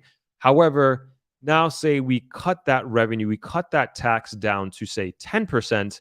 And what that does is create more widespread economic activity, because now that small business owner with the shipping in those electronics, now he's able to afford to sell a much more higher volume of items to the average Jamaican, which now they have these electronics, TVs, whatever have you, and extrapolate that out. Could be furniture, it could be a bed, it could be whatever, but now affordability of the average Jamaican to afford these items, it goes up. So the quality of life of the average Jamaican will go up, because more people are able to afford these items because the tariffs are so much lower. And so, I don't know, I'm kind of talking myself in circles here. Like, maybe it's a cash flow issue, and that the government can't afford necessarily to stop that immediate cash flow of getting that import tax and import duty immediately, and kind of wait for it to trickle out. Because I feel like there would be so many more benefits to that, of having lower duties on certain items that would spread wildly throughout the country. But who knows? I don't know what I may not know what I'm talking about here, but just something I would just kind of want to learn more about. I'm not drawing any conclusions here, but just something that I'm quite interested in. Okay, Merrill Murray, we're going to get back to the video. I just want to kind of go through some comments here. Merrill Murray says, it's a broad statement to say Jamaica is biased, but from what he experienced, squatters have too many rights. Everton Smith, hi Throp, I always look forward to and enjoy your program. Now I have a question as to why no developer has seen it wise and feasible to build up Malvern St. Eli. I don't even know where that is. I have no idea. Where is that? Malvern St. Elizabeth. I don't know. I don't know where that is. I'm assuming St. Elizabeth is. We might got to cut off there. C. Williams, governments love foreign investment. Why not the diaspora? Calligraphy says, Ontario, Canada, it is very, very hard to get tenants out. Alberta, you get 90 days notice, then the landlord changes the locks. Oh, wow. They are serious. Cherie says, based on the experiences I've heard of, I think the short-term Airbnb rentals are better route, and even those have risk too, of course. Miss Cole says, I don't know anybody that lives in a cane field. Let's see. Kevin Barrett says, the background message is, how strong is the Jamaican citizenship and the unity of Jamaicans? It remains an inherent challenge, as this Jamaican gentleman is trying to say. Cherie says, there are so many opportunities in Jamaica outside of rental properties, though. That's the key. There is not as much competition, and you have many opportunities to be creative where you may not be abroad. Yep. Joe says, OMG, just doing a medical mission in Jamaica with so much paperwork is discourages health professionals from coming to volunteer. And it's not just, it's how, because we have been in that road, like with NEAT. Oh my gosh, we used to do medical missions here multiple times a year, getting in medication. I talked about before in this podcast, we had, man, I'm supposed to be doing a podcast encouraging people to move here and countering the Rwanda move, right? But this is the reality. This is the reality, and these are the things that need to change here for sure when it comes to giving back and volunteering. But I remember one year, we had, man, I forget how many hospital beds we had. It must have been 20 to 30 hospital beds that we shipped from the United States, giving them away. It was stuck on the wharf for 8 months. And it was, and we just never did it again because it was just too much. And we've had many experiences like that. You get told that you have to do this, and then another person says you have to do that, and on and on and on and on. It's just one thing. If you want to give back, you have to be extremely persistent, extremely passionate about whatever it is that you're doing, because your patients will be tested. And yeah, that needs to change so fast. And like, I don't even know what to say about that, but that is definitely one of the things that I that is very frustrating about being here. Is if you are somebody who wants to give back. Jay Fitz says, bad tenants is something all landlords have to deal with. I had a tenant that stopped paying rent in 2020 during COVID. I finally got the couple out of the apartment in 2023. I wasn't spending any more money chasing after back rents they owed. Yeah, that's a smart move. Don't waste your time or energy. Fate said government policies only change when citizens who care can afford to live in the country and vote. Okay, I think, all right, we're going to get back to the video. Tuka47 says, so you're in Jamaica with Ari. Now I'm subbed. Awesome. Welcome to the community. Nice to have you. And Donna Bryce says, red tape and antiquated stumbling blocks are a problem in many areas of Jamaica. I totally agree with that. All right, let's get back to the video here. No, wait, what are we? Which view were we? I'm trying to. Okay, there we go. Okay, let's get back to the video here. Realize over the years with Jamaica, everything to be resolved has to be a conflict. Is either you pay somebody off or you have a conflict with somebody. And at my age, I'm just tired of that. I don't want no more conflict. So what I did, I said, tell you what, why reinvent the wheel? I've lived in a place with peace and security. Why would I go back to a country with a high level of acidity? It don't make no sense.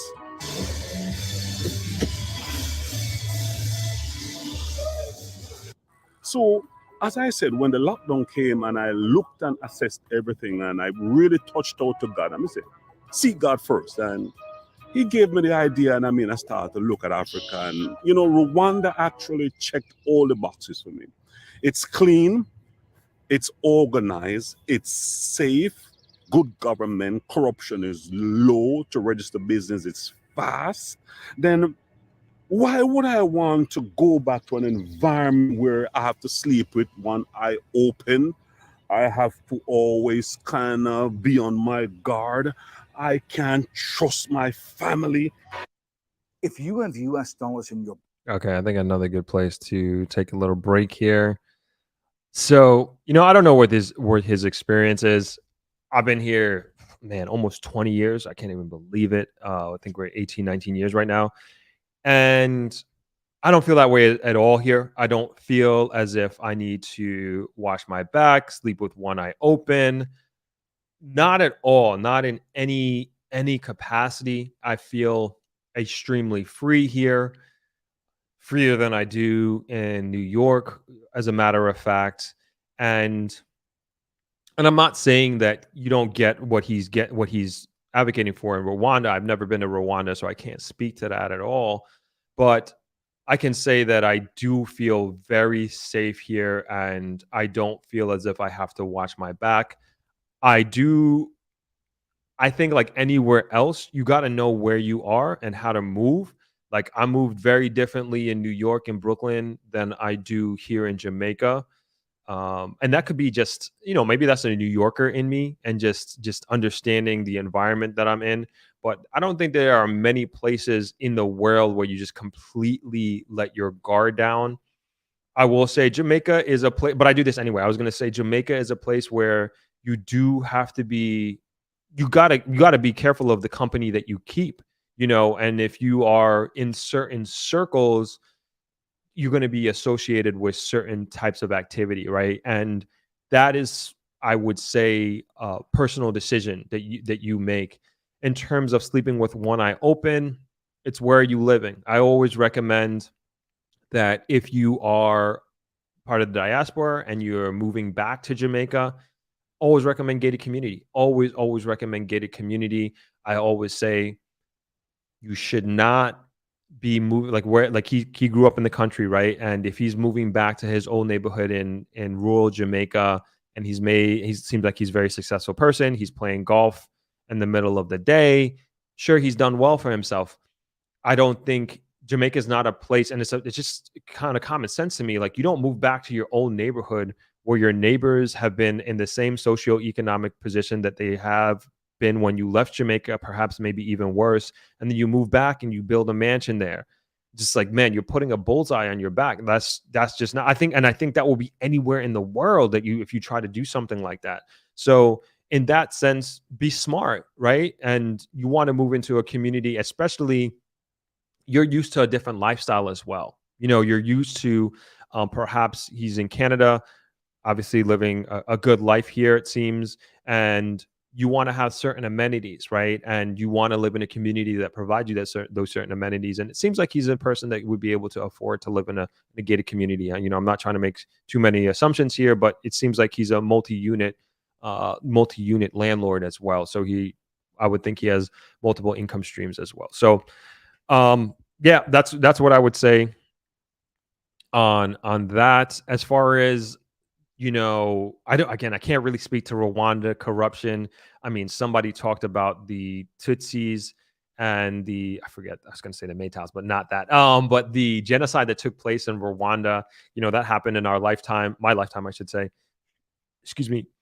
And I don't know the stability of the government, but I mean, I will say Jamaica is known for Jamaica's government and political system is extremely stable. That's one of the biggest attractions for foreign investors here. And he also mentioned ease of doing business. Very, very easy to start a business here in Jamaica. I don't know where we are on the list of ease to do business and on the world scheme, but I believe we're pretty up there. And the last time I checked, but it took me, I want to say, maybe less than 48 hours to register my business here, and went through the company's office of Jamaica. It may have been 48 hours.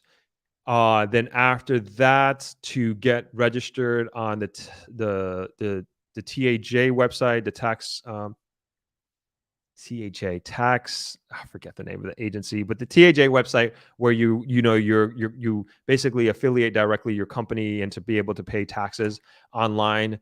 That was pretty straightforward. That was within, however long it takes to fill out a profile, a couple minutes, maybe an hour or something like that.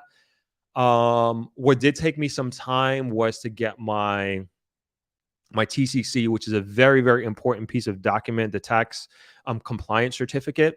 And you basically need, one, you need that to open a bank account. You can't open, as a business, you can't open a bank account without a tax compliance certificate. And then two, if you're going to be importing items, you need this document in order to get whatever tax incentives that you may be eligible for. So for example, as a hotel, we are able to fall under what is called the Omnibus Act. The Omnibus Act was, I believe it came out in maybe 10 years ago, 2012. And it was this act that was implemented, talk about the government making adjustments for business. So the rule law used to be that Jamaica was incentivizing these large hotels to come into Jamaica and giving them like a 10-year tax-free incentive. And and you had to be a registered Jamaica Tourist Board recognized entity in order to benefit from these tax incentives. And so what happened was that the small hotels and hotels that had been here and have existed for longer than 10 years, that incentive ran out. And so essentially you became very, very uncompetitive because these new players, if you're a new business coming into Jamaica, you were getting tax-free for 10 years. And so as a unit, as a hospitality unit, went through the Jamaica Hotel and Tourist Association. We were like, something needs to change. And we did this. And particularly we were focused on the small hotels. And we were saying that as small hotels, we bring so much more commerce to Jamaica and to Jamaica as a whole in terms of not only the spend, but also the taxes. And there was a study done by an Oxford consulting company, and it showed not in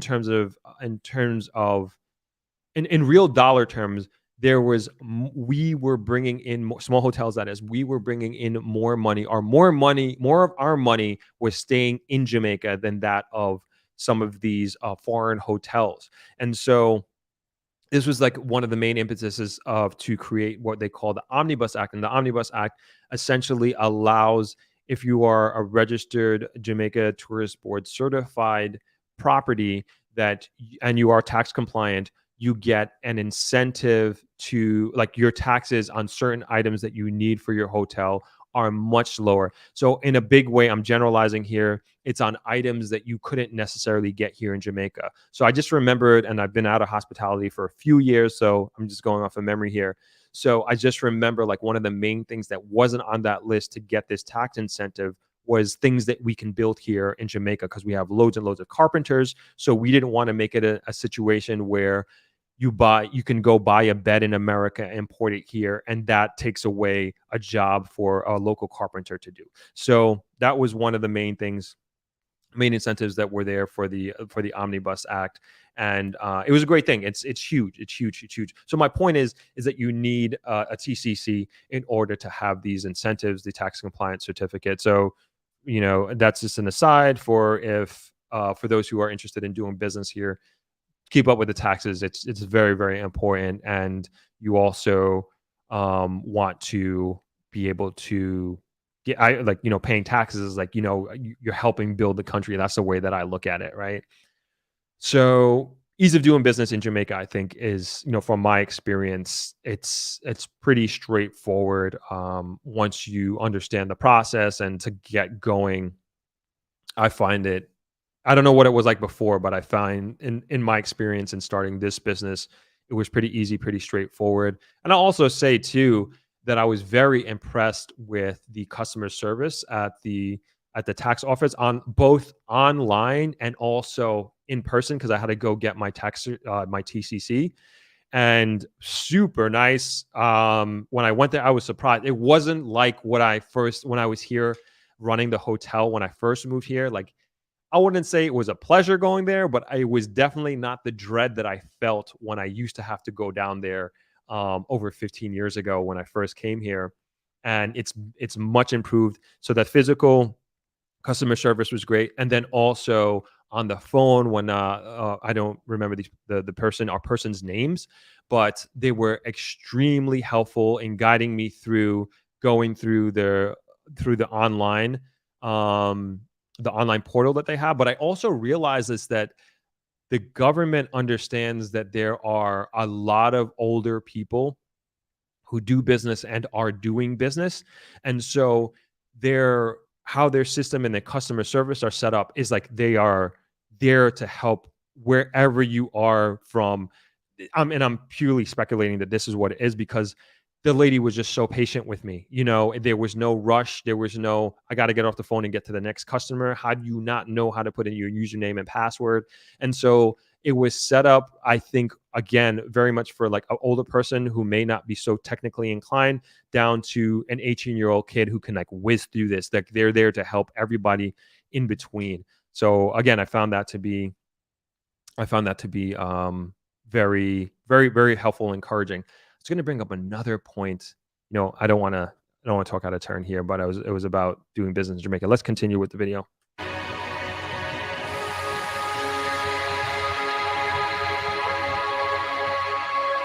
Jamaica has black people.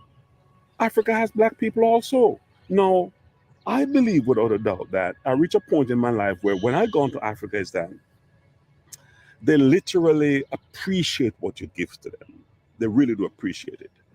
And they want the information that we in the West have. And this is why I am encouraging the diasporans, whether you're in Brazil, Jamaica, Trinidad, America, wherever you are as a black diaspora, especially the retired ones. You have a wealth of knowledge. You got some cheddar too. So why not go and give back Africa some of that? I understand the fear of the mass media. So I'll say this. I'm also like not against building Africa at all. Like I'm actually very much for it. But it's also at the same time, I'm not one to say pull from here to give here, and I'm not saying I'm not going to discourage anybody, like don't go to Africa, you got to come back to Jamaica. And like I'm not trying to pin one against the other. I think this is also it's dangerous that I think that's very dangerous to do. I am more so weigh all your options in making your decision. And I think it's important to consider all. And people may be watching this and be like, Richard has a point. I'm going to go to Rwanda instead. Like, okay, so you can do that. I mean, look into it, and I would never tell you, don't go to Rwanda, come to Jamaica. All I'm saying is like, there's something like he has some good points here, but then also there's a lot of counters to many of the points that he is saying. And I think we all, from our history, Africa deserves to be successful. Africa deserves to thrive in many, many ways. And Black people should be the ones who are benefiting in the biggest of ways, because the world that we live in now would not be what it is without the sacrifice, the multi-generational sacrifice that we have made as Black people and what our ancestors have gone through as Black people. So I am all for that. I think I'm not one to say this person deserves this or this person deserves that, but we do deserve this. But it's not something that's going to be given to us. It's not something that's going to be handed to us. It's something that we are really going to have to work for, and we're going to have to work towards, and we're going to have to be conscious about it. And so, again, very much for African improvement and also the benefit of a lot of the things that are happening in the world, and in particularly on the continent of Africa, should be felt by Black and African diaspora. But at the same time, Jamaica should be successful too. Jamaica has gone through a lot as well. Jamaica was an enslaved nation. I mean, we don't got to go through that. But with that being said, I don't necessarily think we should be pinning one against the other. I think if I was in a position, I would love to be doing both, as a matter of fact. So let's continue. The scarism of the mass media, the unknown, the malaria, the wars, the civil war. But no, that's too much control. Get rid of that. If I can do it, you can do it. Say the same thing about Jamaica. It's like, don't be scared. Don't allow the mass media and the headlines to deter you from what is happening here. Don't allow it to deter you, because it hasn't deterred these multinational companies from investing millions and sometimes even billions of dollars into Jamaica. And don't allow that to deter. Like, there's so much opportunity here. Those companies, those individuals, they are reading the same headlines you're reading. They're reading the same headlines that we see people comment about in these comment sections on Instagram and on Facebook and whatever have you. And all these people and individuals who are saying, don't do this in Jamaica, run away. Telling you, those companies are seeing the same thing, and they're still bringing their tens of millions, hundreds of millions of dollars and dumping it here in Jamaica. And give back some of that wealth to Africa, the wealth of knowledge.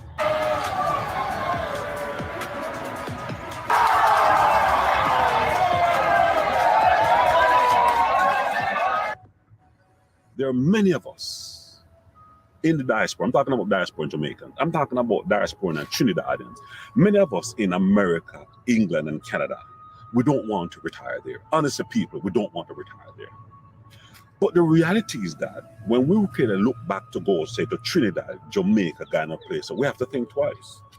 We don't want to stay in the rich countries. We don't want to stay there because no matter what, no matter how much you work hard and making money, you're conscious of this and you cannot let your guard down. In Rwanda, I'm at the country club. I'm at Nyame Rambo. I can just be me. And that's all I want to be able to be me and give back. So when you have the leaders, them don't create the kind of atmosphere and the safety for retirees, you know how much millions and $billions those leaders are losing? So the reality is that I'm not giving up on Jamaica. I love my country, heart and soul. I love my Bob Marley. I love my Dennis Bro. I love my Akimi Salfish. I love the whole of them things there. But the reality is that I want to have some peace and serenity. I want to walk and just chill out with my wife and have a nice meal. I want to look over the cities and hear the peace and calm of the nights. That is why, for me, Africa is more appealing. I want to have my farm and things, and I want to send kids to school. Can't kill me for that. Do you think that I don't? All right, good place for a break. So, totally agree that, you know, being in some of these quote unquote first world countries, particularly in America, I would say, and even from what I've learned on Friday with the podcast that I sat down with and discussed, like even in Canada, it's just, you know, being a black person, you just constantly you're aware of your blackness and you have to move accordingly. And it's for those who are black and working in corporate America, like, you know exactly what I'm talking about. And even going to school, like, you know, you're the only or the first, at least for me it was. And I'm not saying that like it held me back or anything. I think it more empowered me than anything else, I would say. However, it's just something that you are aware of, and that when you move to or go to, like he's saying, Rwanda, for sure. You know, I could say the same thing when I went to South Africa. And when I'm here in Jamaica, it's just, you don't have that worry and you don't have that consciousness, presence of mind, if you will, of being black, because everybody around you is black. And I feel I've been speaking with a lot of particularly Black Americans who come here. They always say when they come to Jamaica, there's just like this sense of just relief and their shoulders drop and they just don't have that worry, if you will. And they just love that feeling. And it's a powerful thing, you know, and a lot of people, I would say, of other races don't necessarily understand what that feeling is like and understand what that's, I want to say it's a burden. I don't want to call it, go that far, but you understand what I'm trying to say here. And so living and going about in a black country, it's different and it's a different feeling. And I can empathize with what he's saying here, in this part of the video. And you get that. I mean, you get that here in Jamaica too. I guess that's my point. All right, let's keep going.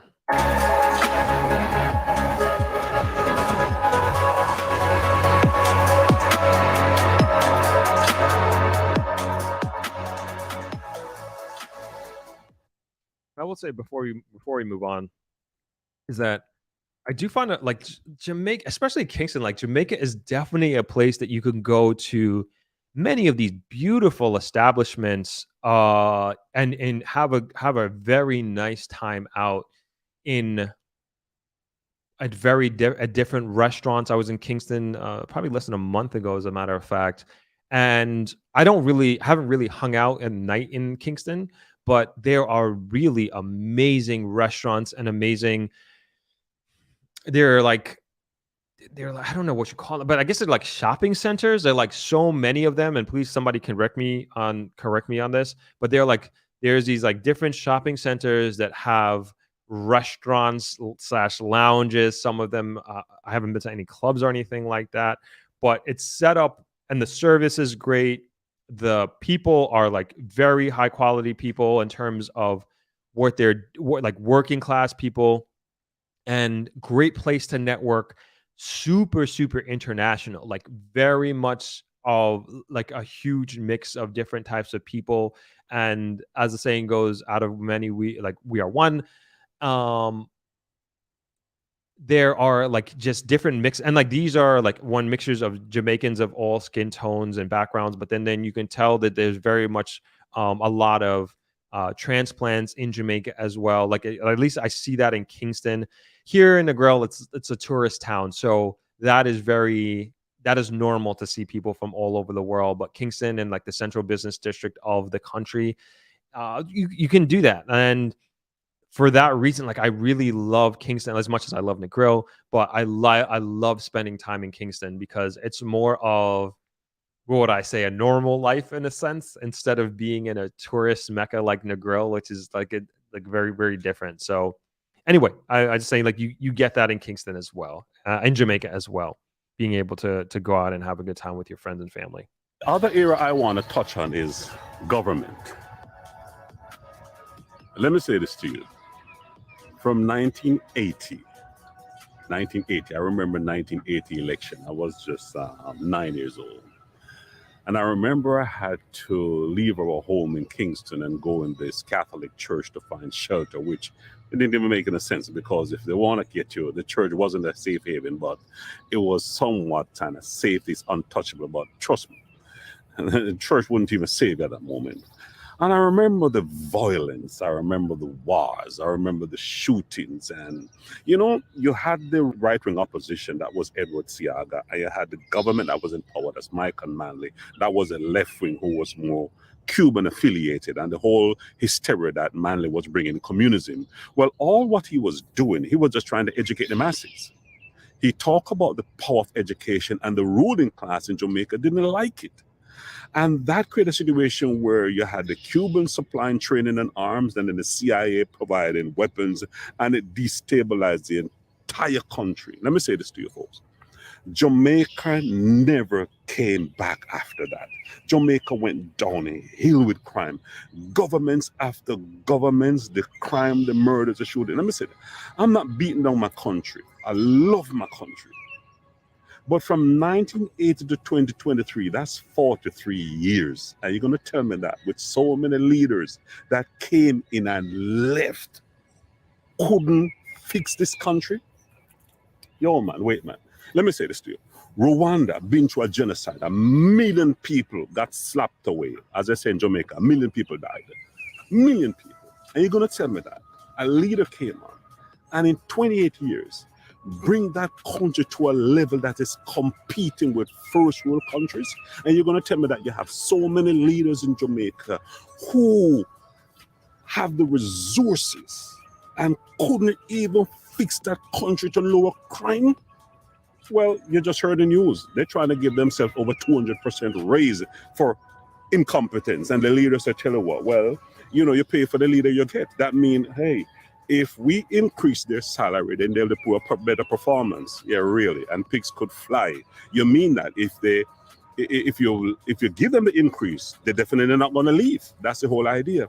But it is just kind of sad. When you look at Rwanda and Kigami, and when you look at, I think, Boke in El Salvador. I'm going to pause there. So I will agree with him that we definitely have, as a country, Jamaica, like we definitely have to do a better job of holding our leaders accountable. Like, we understand the challenges that we have here as a country. And again, if we are not going to do something about it, and we are not going to say something about it, then nothing is going to change.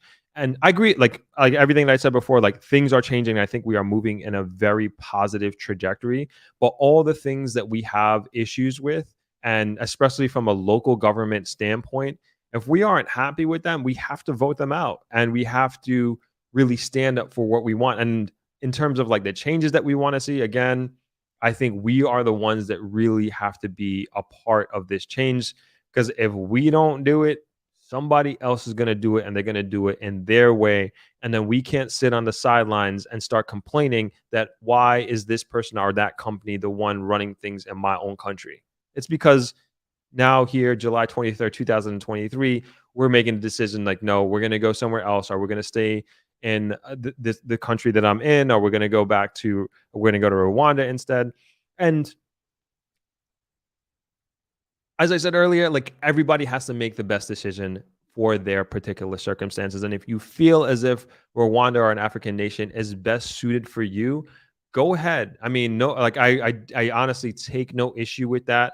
And all I'm trying to say here is just like weigh your options, do your research, look into it. Like, don't allow. He keeps putting up the murder rates that are happening here in Jamaica. I'm like, okay, again, these multinational companies that are coming in here, they're seeing the same exact murder rates. They're seeing the same headlines, and like, don't feed into it. Let's do something about it. I'm not saying this is acceptable by any means. Like, no way we want to be on that list by any means. However, if we want to make these changes, we have to do something. Us as citizens, we have to say something about it. And we have to advocate for certain things. And if our leaders aren't performing, then it's within our power to do something about that. Okay.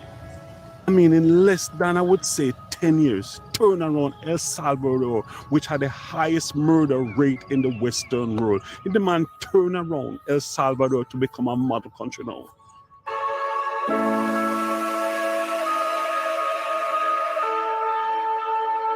So many guns coming in, you know?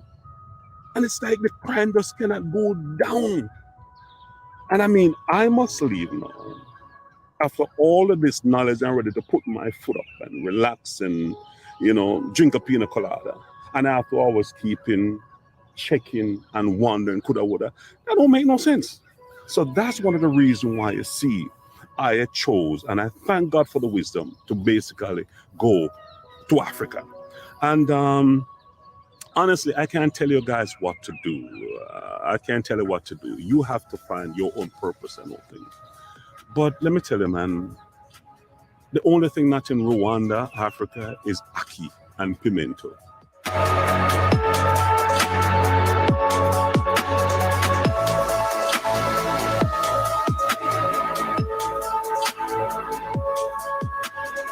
Now, the GDP for one Jamaican is about 5,000 US dollars. The GDP for one Rwandan, it's about $834. And you're going to tell me that a country with a lower GDP is doing so much better on all the metrics compared to a country with each individual have 5,000 GDP? That don't make no sense. It don't make no sense. It's all about leadership. It's all about leadership. And the reality is that for so many leaders in there, they said, okay, well, they come from the poor part of society. They've been through the roughness. When you look at it, they're all taking. Let me give another example. My apologies. I'm ranting, but I'm just emotional. My apologies.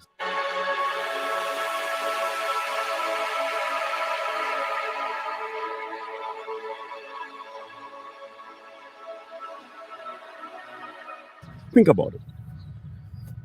When I was a boy growing up, light go off, electric light goes off, like rolling blackouts. Water go off. Here's a country, you know, that's surrounded by a sea. Here's a country that has some of the best fresh waters in the world. And you're going to tell me that you have water keep going off, potholes in the road, and it can't be fixed. And I'm 52 now. The same problems are there. Nothing fixed. You're going to tell me that the same problems are there, nothing fixed. No. When I'm in Rwanda, the light doesn't go off. I don't remember the electric light go off. The water doesn't go off.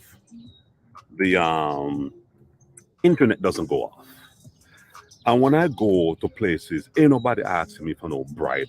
Ain't nobody putting down my files at the bottom, and it's only because I pay a bribe I will get my files passed. Certain things I want in the government, you know, them have a thing in Jamaica called a nyama food thing. You have to nyama food. Meaning that for you to get things done fast, you gotta pay up somebody. No, as I said again, I'm not beating Jamaica. I'm just telling you why I'm not going. No.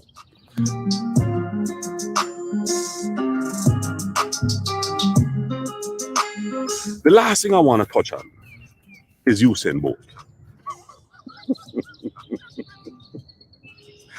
All right, he said a lot here, so let me just chime in here. Good points. This guy has some good points. A lot of good points. I know recently, in recent times, like one of the main things you keep hearing about is the potholes, and yeah, it's pretty bad. Not gonna lie, but look at the potholes in Brooklyn, right? And I don't know what the pothole situation like is in Rwanda, but he's sounding like their streets are not necessarily paved in gold, but they're a lot better than Jamaica. I don't deny that at all. I don't deny that. And I trust what he's telling us is the truth. But again, it's like, man, these are the things that we have to continue to advocate for. And I think that the government, I forget how many millions of dollars have recently been allocated to local road improvements. I agree. The situation with the roads is shameful, and I don't understand the mechanics in terms of how monies are allocated in which direction or the other, but I know that there is a lot of money being allocated to local road improvements, not on these new highways that we're getting. And so hopefully we get to see a change in that. I forget, I should be writing this stuff down. He made a couple of other good points, but essentially he's talking about the leadership in Jamaica and doing a better job. But I keep going back to the same thing. I do think that the leadership, they hear the people. At least I am hearing this. I'm hearing these things discussed. It's not like these things are being swept under the carpet and it's not being addressed. Could we move at a faster pace? Absolutely. I do think we need to hold the government's feet to the fire in regards to all of these different things. But I don't look at it as an insurmountable situation. He's saying these potholes have been here since he was a kid. Are we gonna sit here and say Jamaica has not improved in 10 or 20 years? That's factually incorrect. Jamaica has made tremendous improvement over the years that I have been here, let alone from when I was a kid. Jamaica is a very, very different country. And like I said before in the opening of this, is that I have never seen the amount of money coming into Jamaica as I've seen in the last 5 to 7 years. And it continues to go in that direction. Obviously I'm coming from a very biased perspective, and I recognize that, but I'm extremely bullish on Jamaica because I'm more bullish now than I was when I first moved here, because I didn't see much improvement year over year. It almost seemed like things were getting worse when I first moved here, and there was no improvement, especially, granted, it was also the financial crisis, and I didn't really understand what we were going through as a country, let alone as the human race globally. But nonetheless, when I look now, massive improvements. I always go back to this. I never ever thought that as a country we would be in a position during COVID that they were actually giving out stimulus checks to its citizens. And this is not borrowed money. This is not money that we received from grants from a foreign entity or a foreign institution. This came from our money, our taxes. The government was able to take money and give back to their citizens to be able to survive the global pandemic that we are going through. It wasn't $1,200 a month or $2,000 a month like they were doing in Canada or whatever it is. But the fact that we were in a financially strong position to be able to give out stimulus checks, that's amazing to me. Who would have ever thought that as a government, we'd be able to do that? I could tell you, when the pandemic first started, me and my brothers, we had a discussion. We were worried about our dad's health. He's an older person.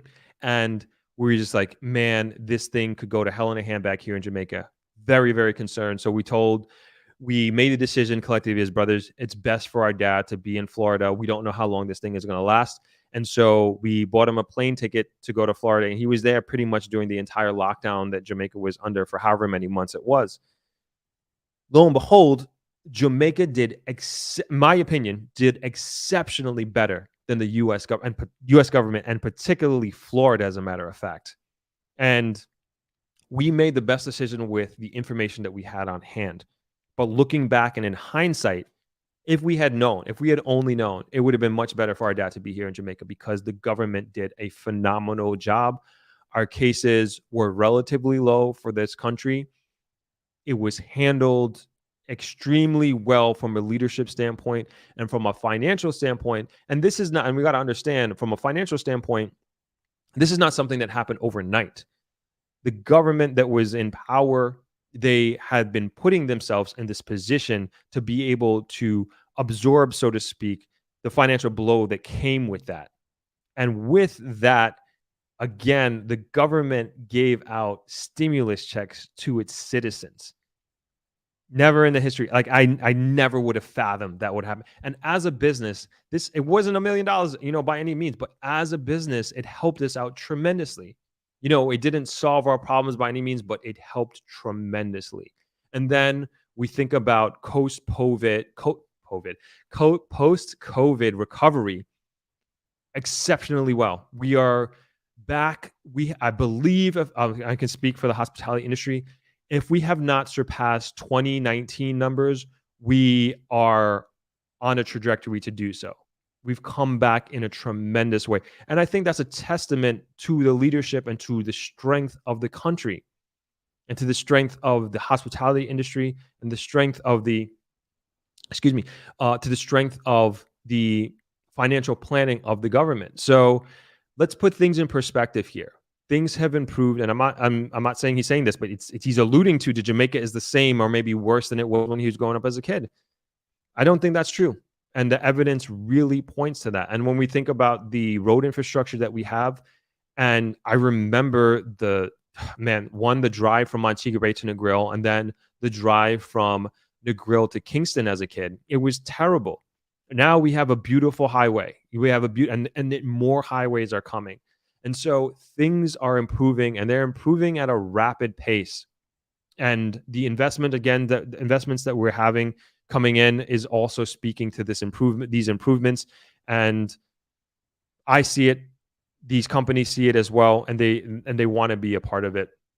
Anyway, so I just wanted to make that point before we continue, is that we can't say that Jamaica is not improving. We can't say that Jamaica is not seeing progress. Anyway, let's get back to the video. Usain Bolt is the most prominent and most recognizable athlete in the world and is most famous Jamaican.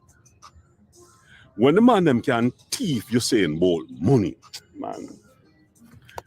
When the man them can thief Usain Bolt money, for you in English, when they can steal Usain Bolt money,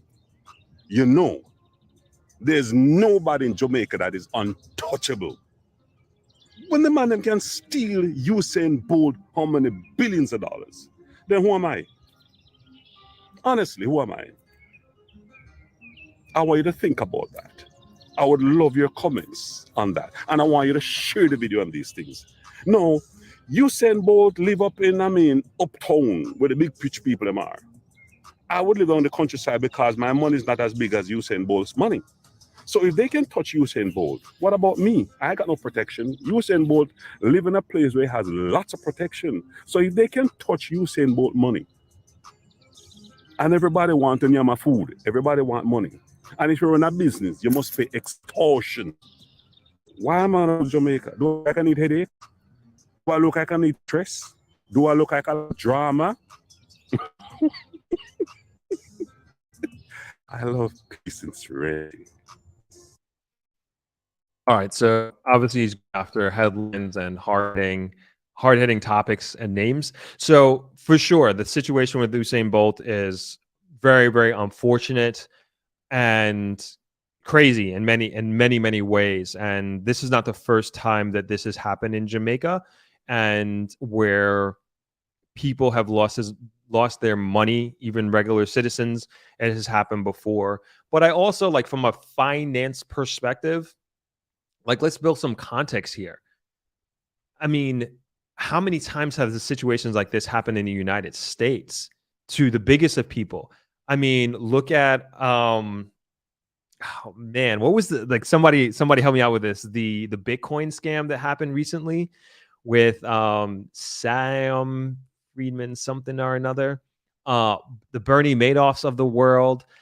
I mean, there are just so many big financial scams that have happened to the most famous people are far more famous than Usain Bolt, and also obviously the regular Joe Schmo that has happened to as well. So I'm not dismissing this in any way, and I'm not saying that this can't happen to that this is an unfortunate situation, and it definitely reflects poorly on Jamaica because he is such a big name. There's no question about it. However, again, like, let's look at the history of finance. Let's look at, like, if we're going to be going global here, like, let's look at what happened in the United States and so many financial scams that have happened that regular people have lost their money, and very, very famous people have lost their money as well. He speaks about, we could go back to Usain Bolt. Thank you, Mikhail. Sam Bankman-Fried. And how many people lost their money on that? And you had like all these different people, like, you know, the Tom Brady's of the world, Steph Curry, like they're promoting this thing, and people lost their shirts. People lost all their money. And so, and these are very, very famous people. These are very, very prominent people, more famous and more prominent than Usain Bolt. But we don't take that into consideration. So let's put perspective here. Bring some perspective here as well. Definitely forgot the second point that I was gonna bring up. Oh, he's talking about like extortion, right? And so, I mean, I have never paid any extortion money here in the 18 years that I've lived here doing business. And I think he's sensationalizing the situation. Like, that is just not the reality here. I know many countless business owners here in Negril, Kingston, Montego Bay. Have anybody paid extortion? You know, maybe that was the 80s and the 90s when he grew up, when they had the political battles or whatever it was. But that is not the Jamaica that we live in. Maybe there's certain parts of Kingston or certain parts of wherever that people are paying extortion, but that is not my reality, and not the reality of my entrepreneurial friends at all. So I just want to make that clear, and I think that's a bit of fear mongering going on in his argument to obviously try to get people riled up and comment in the comment section, but that's just not the reality here. Rwanda gives me that. Africa gives me that. Furthermore, I love the brochet. I love the fresh air. I love the Maracosi. We just love everything about Rwanda. We just love everything about Rwanda. Welcome. All right, let's I'll bring up some comments here. All right. I saw, who was it? So I will say, so JFit says he makes a valid comparison. Why do Rwanda and El Salvador leaders turn their government around in 28 and 10 years relative to JA? As a real estate investor, that's a valid concern. So when he said that, I got tight. I was like, yeah, why why haven't we turned this around? And so I want to look more. Like I said, I haven't watched this video, so I didn't do any research or anything like that. And I want to know the same thing. I know we do a lot of comparison of Jamaica to Singapore, and yeah, what the heck? I would say, why haven't we turned around at those types of rates? And I want to understand that. I want to understand like why or what is holding us back from doing that. And it's easy to say, oh, it's government corruption and this and that. It could be. Maybe it's part of the equation. I wouldn't doubt that it is. But these sort of questions, I think, are important to bring to the dialogue and bring to the forefront. And none of this stuff I want to hide from. None of this stuff I want to sweep under the carpet. And like, my opinion, I think there are a lot of things in our society here in Jamaica that we do sweep under the carpet, and that we don't make them a priority, and we hide from them as a society. And I don't know if it's like we're gonna think it's gonna solve itself. Like, no, like these stuff, like we want to bring this stuff to the forefront. We want to bring this to the discussion, because if we don't talk about these things, they're not going to be resolved. And I do think we are, again, I do think we're moving in a positive direction, and I think I like the direction that we're moving in as compared to the direction, or maybe even stalemate, that we were at in when I first moved here. But I think Jay Fitz is saying a valid point here, and I would want to get to a point, and I hope we do turn into this story of a turnaround country, and man, remember when we were kids and living in Jamaica and what it was like, but now it's this, right? And so I'd like to think that we are moving in that direction in a very, very strong way. So yeah, I thought that was relevant. So I just wanted to bring that up. Thank you for that comment.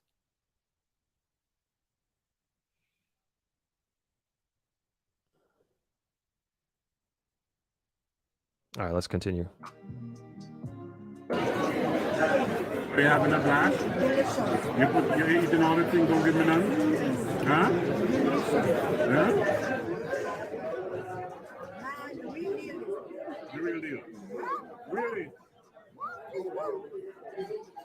Okay, the last piece. Me get riled up so me can't shut up. I'm just so pumped up I cannot shut up. No, is that morally Jamaica gone. Jamaica gone morally. Jamaica has the most churches per capita, yet it has the highest crime rate per capita. If you look at it now, Jamaica has gone to a place now where the dancehall take over by the sprat life. Good reggae dancehall artists, them not make any kind of music that's inspiring anymore. The Rainbow Gang took over the universities. So Jamaica is morally bankrupt right now. And because of that now, I want to go back to that peace and serenity, that good life, the good old life, the good old days.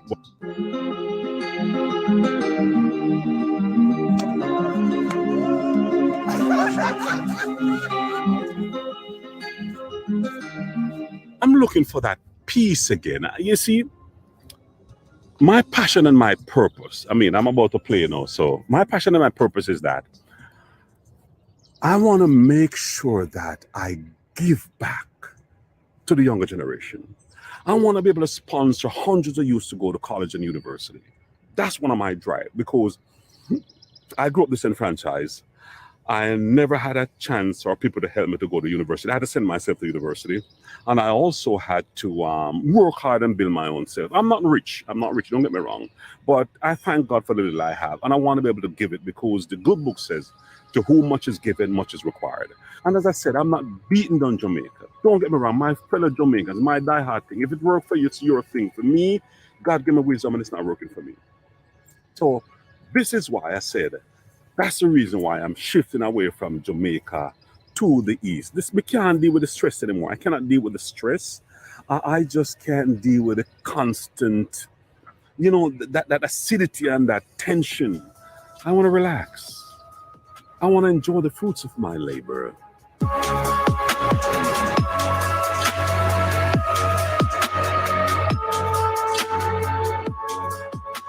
Rwanda society really embraces all the metrics that I admire. And as I say, you can't burn the bridges behind you. I'm not doing that. But, God only gives you so much time on the planet. It's what you do with it. And my calling is in Africa. So I want to do that. And if you're retired, please again, stop fearing Africa. Take a trip to Africa. I would always say go Rwanda first, because it has all the standards you have in the West. And then you can branch out to other areas. So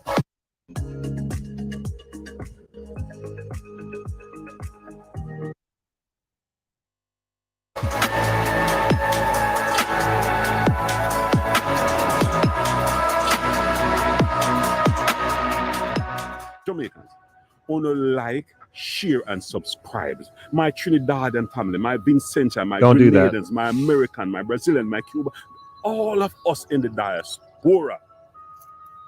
Please, let's remove this mental enslavement and start seeing Africa in a positive light. And if Chinese can learn Kioranda, why not me? They're doing well there, why not us?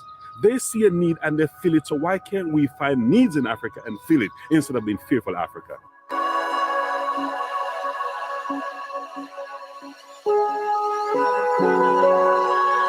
Based on the metric of Rwanda. All right. So all my retirees and my persons who want to invest, I'm not the spokesman for Rwanda, but I'm saying to you, based on the metrics, based on what I see, based on what I research, take a trip. Visit Africa. Visit Rwanda as your first start. And I can assure you, you will not be disappointed. Love you, folks. See you in the next video. Please share and make us spread the word on top of the mountains. Yes, as Rastaman said, forward ever, backward ever. See you. Run things. Let's move to Africa. All right, that's enough of that, right? Yeah, definitely a big advocate for moving to Africa, moving to Rwanda. He says, he made I think I recognize a lot of the good points that he made. I guess I get my final comments and then my closing comments, and then we'll get into the comments that people have made here. And so, yeah, like I said, he made some valid points. Not going to deny that. And to me, again, it's just like, who did we have on the podcast? Oh man, Havrika, I think you're in the comments on the stream. What's Andre from Ajawi? I feel like it was Andre from Ajawi or it was somewhere else. Someone I forget the gentleman's name. But anyway, I interviewed a graphic designer here. I'm blanking on his name. I'm so sorry. On the live stream. And so young Jamaican, and he's an architecture / graphic designer, tech dude, very, very smart, bright, young man. And he was just saying, like, he's traveled like all over the world, and his whole thing was traveling to all these places and all over the world and bringing those ideas back to Jamaica so he can build a better Jamaica. And to me, like, this is the mindset that we need. And hopefully more young people, and a lot of young people just like himself, have that same mindset. And I think the same thing, like, to me, there we go. Thank you, Havrika. Kamal Manboard. Very, very smart dude. And to me, like, this is the mindset that we need. I'm going to Tulum in the fall. The whole thing is like, I'm going there to learn, see what the breakdown is, because I keep hearing like how beautiful Tulum is and how Negril could be the next Tulum of the world. I'm like, what is all this? What I see videos and everything like that. I'm like, I want to know, like, what are they talking about? And so I'm going to go to Tulum. I'm going to steal ideas. I'm going to bring them back here. Same thing with like anywhere I go in the world. It's just like, how can I bring back the best and most brilliant ideas to Jamaica and to my community, and to apply it here and to build on those ideas and make them better? And to me, like, that's what my dad always said. My dad has been to over 100 different countries, and he bought all his worldly experiences. And at the time he was in America for 40 years, and he moved back and he invested in Jamaica in the 90s. He invested in Jamaica in the early 90s. So we already know what that was. And I would say even leading up to making that decision of purchasing the land at Travelers Beach Resort here in Negril, that takes years, right? The years to plan, years to save, years to put yourself in a position. So we're probably going back to the 80s that my dad is thinking. And we already know what was happening in Jamaica in the 80s and the early 90s. But he still saw the vision. He still believed in his country. He still believed in Jamaica. And he took all the hundred and odd countries that he's been to, and he took those experiences of staying in all those hotels and meeting all those people in hospitality, the different cultures, the different services, the different cuisines, and he brought it back to Jamaica and created Travelers Beach Resort. And to me, I'm like I didn't understand it at the time, but I'm extremely proud of my dad that he had that foresight and made that decision to come back to Jamaica and to use all his worldly experiences to help build this community and help build this country. And I think it's a very important psychological, mental paradigm to have. And not everybody's going to have that. Not everybody's going to have that about them. This gentleman, Richard, he doesn't believe in that, obviously. And he'd rather go to another country that is not his own and help build that country for his own reasons. And I don't judge him for that at all. Where I would take issue is and he says he's not bashing Jamaica. Like, he very much is bashing Jamaica, like, regardless of how he's trying to position his argument.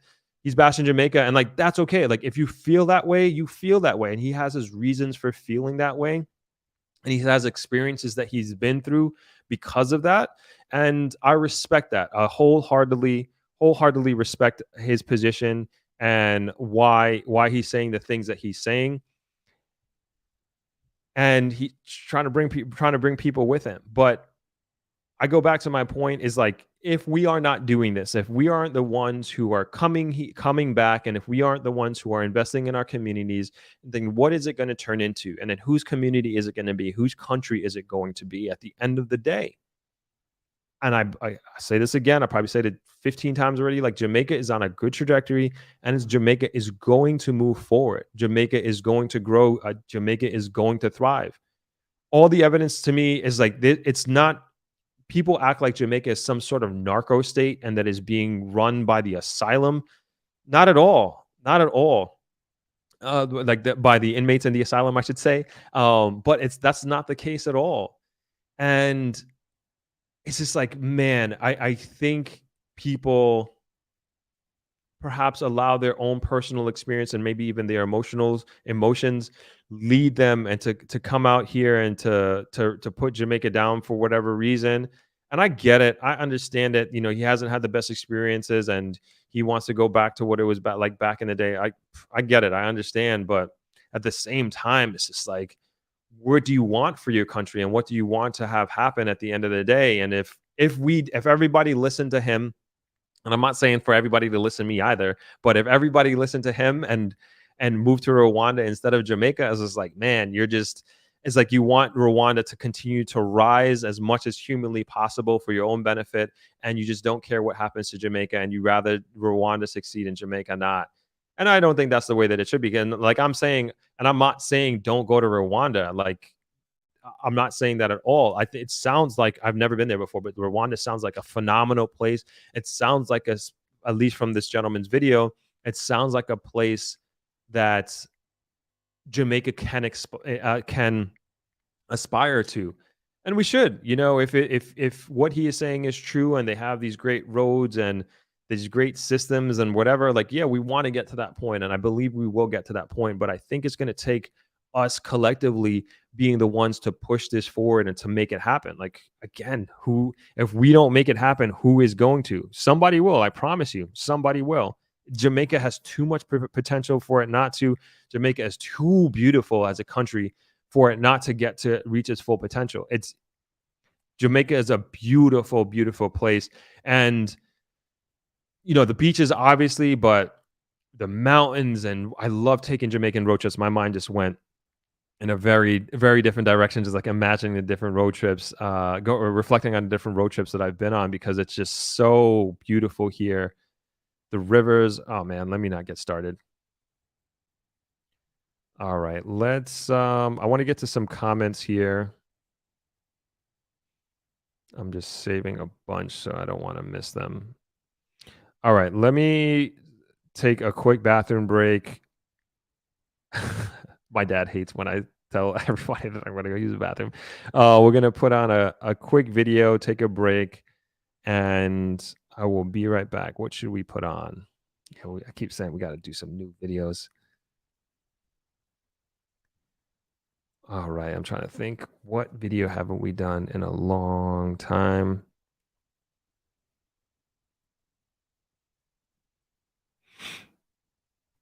It's got to be a Jamaica video. All right, let's do, where's the mango video? All right, drone and mangoes. Let's go. Okay, we'll be right back in just a few minutes.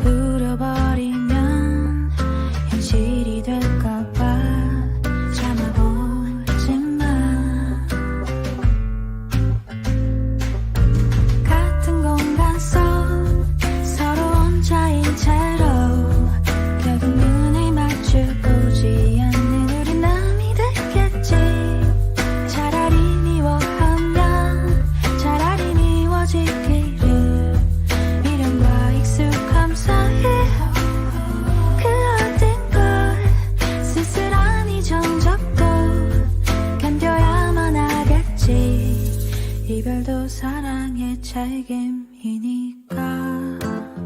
그런 말 하지 마. 내게도 쉬운 일은 아냐. 빠듯한 현실의 무게가 버겁고 낯설어. 마지막 나의 배려가 어쩐지 상처만 주는 것 같아. 같은 공간 속 서로 혼자인 채로 결국 눈을 마주보지 않는 우린 남이 됐겠지. 차라리 미워하면 차라리 미워지기를. 미련과 익숙함 사이 그 어딘가 쓸쓸한 이 종족도 견뎌야만 하겠지. 이별도 사랑의 책임이니까.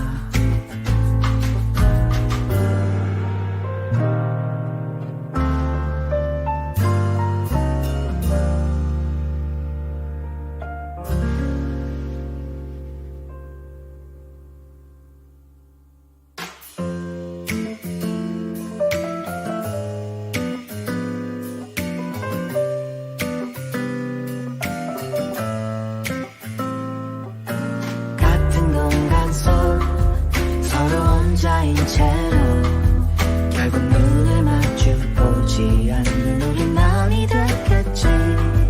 차라리 미워하면 차라리 미워지기를.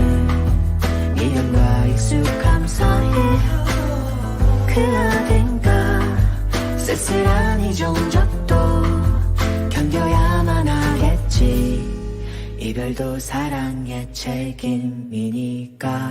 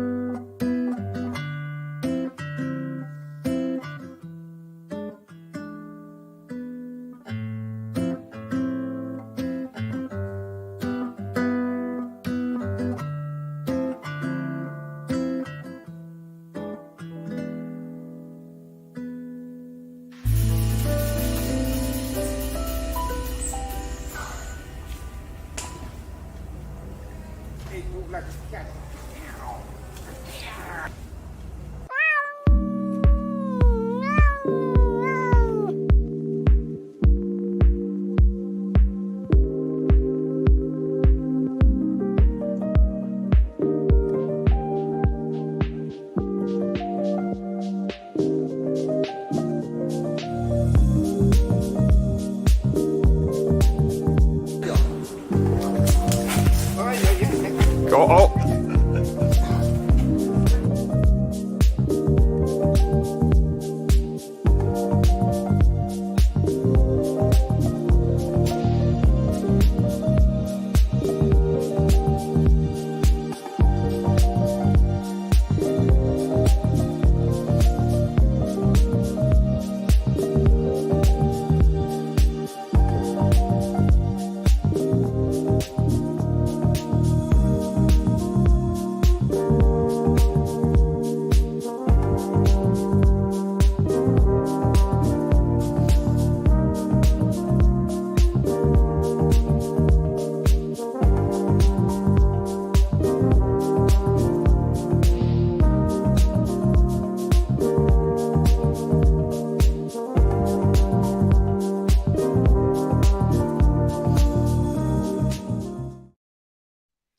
All right, we're back. Quick break. Okay, let's get into some comments here. So I'm just trying to make note of everybody's comments, and thank you for being so engaging today. This was great. This is great. All right, hold on. There's so many that came in when I when I left, so I'm not even reading them. I'm just marking them, and then we will get into them. Okay, let's go into the favorites. Favorites here. Okay, so Sherry B says, so if Jamaica needs help, needs improvement in leadership. Should all the educated and experienced diaspora run to Africa or return to Jamaica? Why can't Jamaicans return to build Jamaica? That's precisely my point. Like, that's exactly my argument here more than anything else is, if we don't do it, who's going to do it? And who's going to be running Jamaica at the end of the day? Like, who do we want running Jamaica? Don't we want our kids to have a place that they can call home, their homeland, and that they could really feel that they are part of a society that is thriving? And I think so. I believe that is what's going to happen. Inga Baby says, I'm not ashamed to say it, but I'm more concerned with seeing Black Jamaicans owning businesses and succeeding in Jamaica.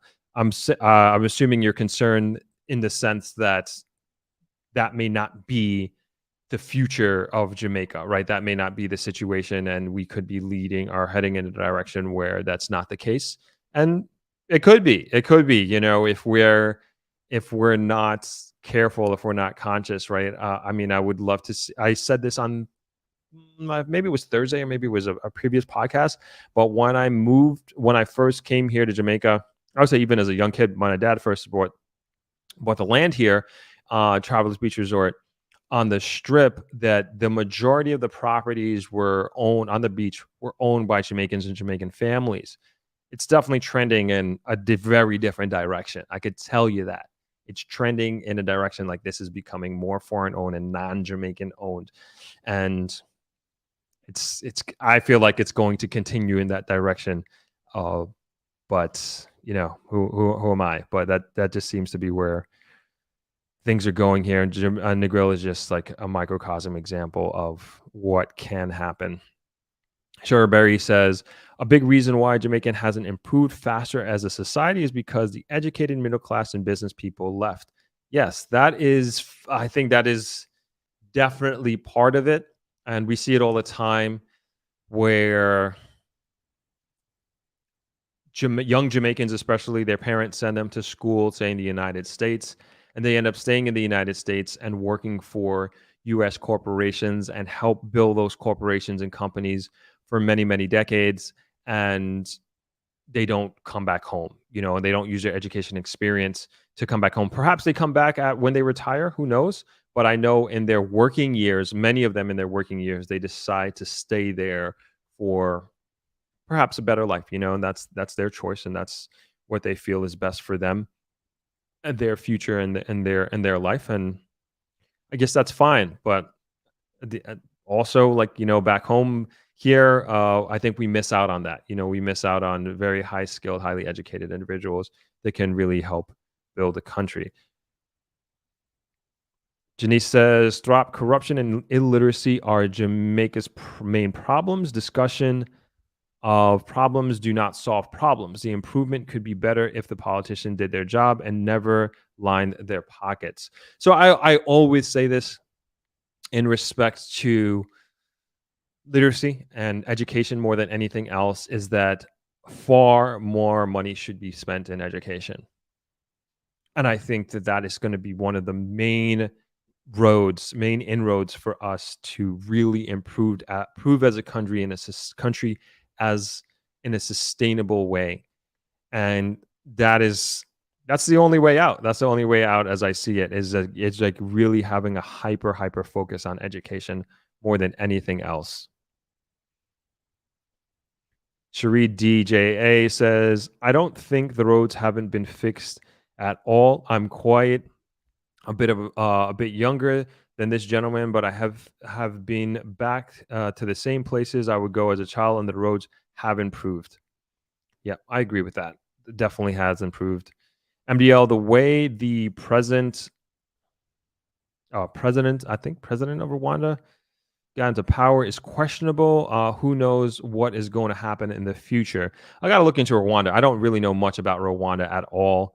So I really just went off of, this is probably the most information that I've gotten on Rwanda from this gentleman. So I got to look into it for myself. Olivia B says, stay in Rwanda if that's where he wants to be. He hasn't swayed me though. And I agree. If that's where that Rwanda makes him happy and his family, and that's the best thing, sure.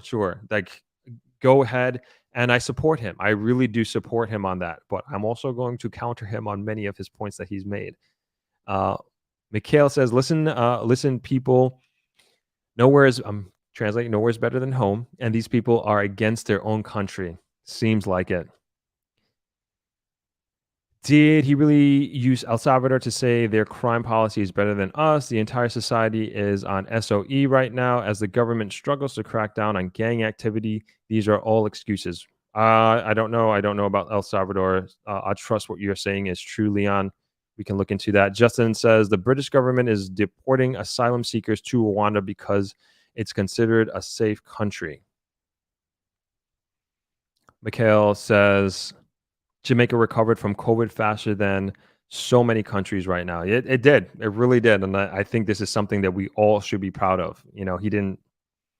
Yeah, that's the other thing. He didn't really say like what Jamaica is doing, right? When we're talking about like, balance in journalism, and not I don't necessarily consider him a journalist, but if you're going to put out a piece like that, like there are some great things happening in Jamaica. I think that should be recognized. And this is not some sort of narco state that is everything is going wrong here and blah, blah, blah. Cherie says, it's interesting to see people from all around the world and even the Caribbean countries who have moved to Jamaica because many aspects of the country are more organized than their own. Sharika Wilson says, I do understand his plight and largely agree.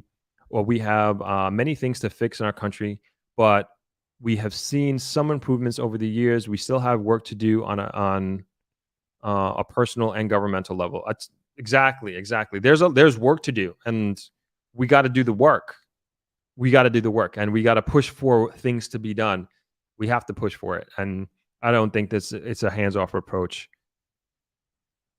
Joe asks, I wonder if he has children. Are they in Rwanda? Good question. I don't know the answer to that. Great question. Chris B says, leadership is the problem in every aspect in the country, but it's getting better. Education needs to improve. The one area that Jamaica hasn't improved in is corruption. Globally, Wendy says, skill job creation and improvements on development of affordable housing will make a huge difference to move Jamaica forward. I agree with this. I've been saying this for the last few videos. Every time I get a chance, that affordable housing needs to have more of a focus. I do hear the Prime Minister talking about it. He's posting a lot of videos of him showing affordable housing. But like, what I would want to know, like, what the plan is for, like, on a mass scale, like to get thousands, tens of thousands of people into affordable housing that could make like I would say like almost an astronomical shift in the lifestyle of a massive amount of people, right? So I don't know if there's a plan for that. Maybe there is, but I don't know of one. But I think we need to continue to focus on affordable housing. Justin D says, politics and organized crime are not much different. That could be taken totally out of context. I'm not sure what we were talking about at the time of Justin's comment. B still says, I'm disgusted with the roads. It's shameful. I've seen many road work over the years. The problem is the work is being awarded to friends through political affiliation rather than qualifications. I've heard of this before. I don't know this to be true. I don't doubt what you're saying is correct, but we definitely do need to move as a society. We do need to move away from that. I mean, but that happens a lot in many political areas. I mean, so we talk about like American politics, New York politics, what that happens a lot. And I'm not excusing it. I'm not saying that it's right. We do got to weed it out, and we do got to bring it to the forefront. Like, we should have, if a company's going to do a road work job, it should be the company that's coming in with the best bid and is going to do the best work. And yeah, and I'll leave it at that. We won't go down that path. MDL says, this platform is certainly being taken over by anti-Jamaican government sentiments.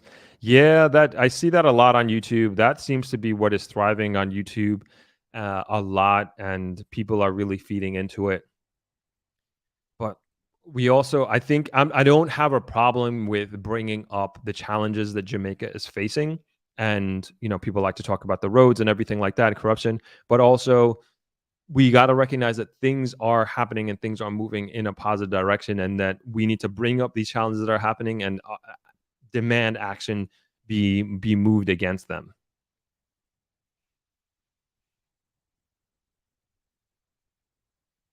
Calligraphy says this fellow's message hasn't convinced me to give up on Jamaica. Good. Sweet Feather. He's definitely Black European. I bet if he traced his family tree, these folks would be on it. All good, though. Many Jamaicans are of Black European descent and act like it versus the indigenous Jamaicans. Be still. I'm sometimes disgusted, but can't see if myself moving anywhere else. If you watch his follow-up video, he also had a very toxic relationship with his family, and if I was him, I would consider moving also. Good point. Maybe we should watch a follow-up video. I will look into that. Thank you for that. Be still. Punty says, Throp, you need to talk some of the Chinese Jamaican business owners about extortion, and even some of the Black Jamaican business owners that were vocal about extortion years ago. It does exist. I don't doubt that it does. I don't doubt that it does, but I haven't experienced it, and also within my circle, I don't know anybody who has experienced extortion here in Jamaica. And I'm not saying that those experiences aren't real. I would never dismiss anybody's experience as long as as far as that's concerned, especially something so serious as extortion. It's more so what I experienced. And you see your follow-up comment. Thank you. Thankfully, you haven't experienced it. Throughout, my dad was a business owner in Jamaica, and I've seen firsthand someone try that with him as a child.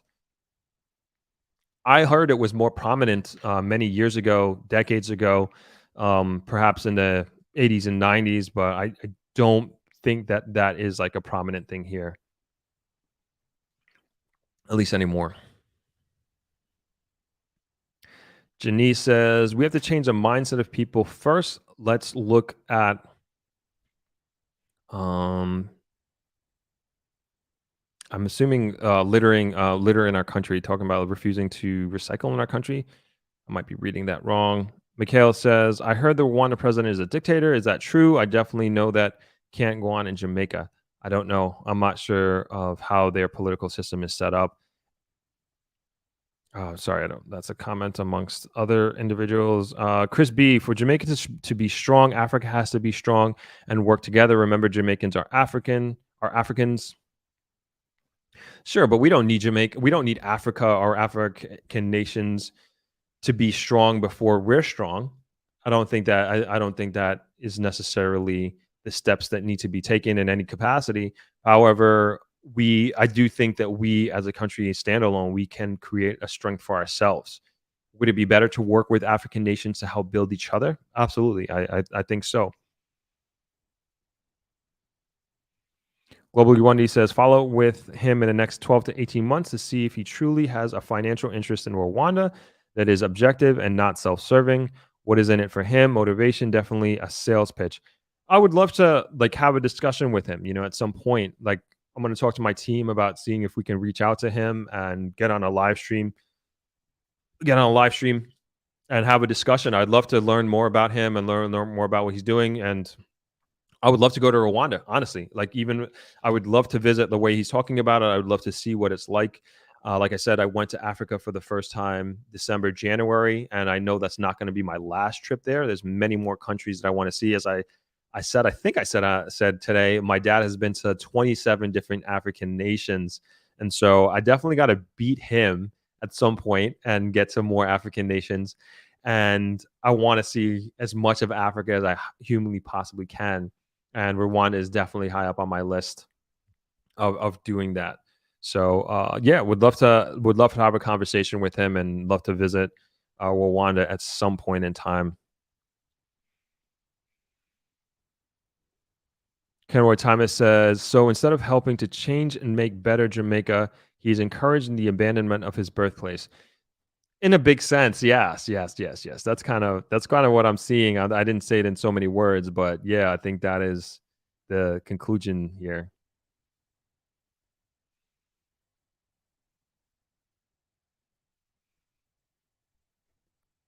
Bunty50 says, you need to talk to some. Oh, yeah, we were already over that. Sorry. Natalie Holmes says, that's the question. Whose country will it be? That's talking about Jamaica. Synthwave Pro, what's going on, man? Always good to see you, man. Probably a good idea to stay away from YouTube content creator beefs. Not worth it, Hermano. I don't think so. Like, I'm not trying to start a beef at all. Like, not at all. That's not the point.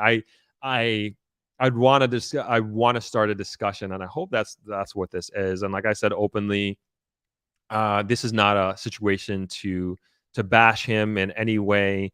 And I already recognize that this is not really the fairest of forums, in the sense that he doesn't have a microphone like I do, but he did create a video, and all I'm doing is just reacting to it. And I totally respect his decision and what he's doing. And like I said, he sounds like a very intelligent person, and he has weighed his options as to why he's making the move that he is. And again, I would love to have a discussion with him and to talk more about his, why he's doing what he's doing, and take it another step to turn it into discussion. But definitely don't hate the guy. Definitely don't think what he's doing, like, have anything against what he is doing. Well, I mean, what I do take an issue with is just like, why would you, him encouraging people to forget about Jamaica and go to Rwanda instead, because that's what he's doing. So no beef at all, at least not from my side. I don't think so. Maybe he'll watch this. Maybe he'll look into it. And if he does, cool stuff. And I'd love to hear what he has to say about our discussion here. And I know I'm learning a lot from your comments here in the comment section, and perhaps he can learn a lot as well. And perhaps, I'll just leave it at that. Leon says, there are a few clear differences for his juxtaposition. All Rwanda versus Jamaica pros and cons apply to both countries. Everybody likes a new car smell. Live as humble man in JR as a king in Rwanda.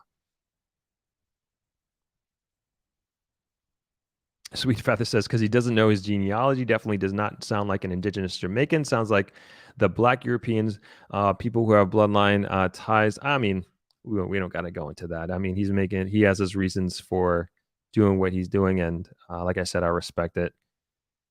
And Gore, I have nothing against my brothers and sisters moving to the motherland, but this man needs to realize that Africa is a continent with 54 countries. Corruption is rife in most. Rwanda is an exception. Kenroy says, with his mindset, I say to him, Jamaica will rise without you. I totally agree with that. Ebony X says, everyone doesn't have the same experience in Jamaica. When my parents were building their house in Jamaica, someone took off the doors. Another couple built their house only for people to steal everything. Oh, trust me, I have my Jamaica stories. My dad has his Jamaica stories along construction and all these different things. Like they're there. Don't let me. I'm not trying to make anyone think that my experience in Jamaica has been nothing but rainbows and butterflies and unicorns. Not by any means.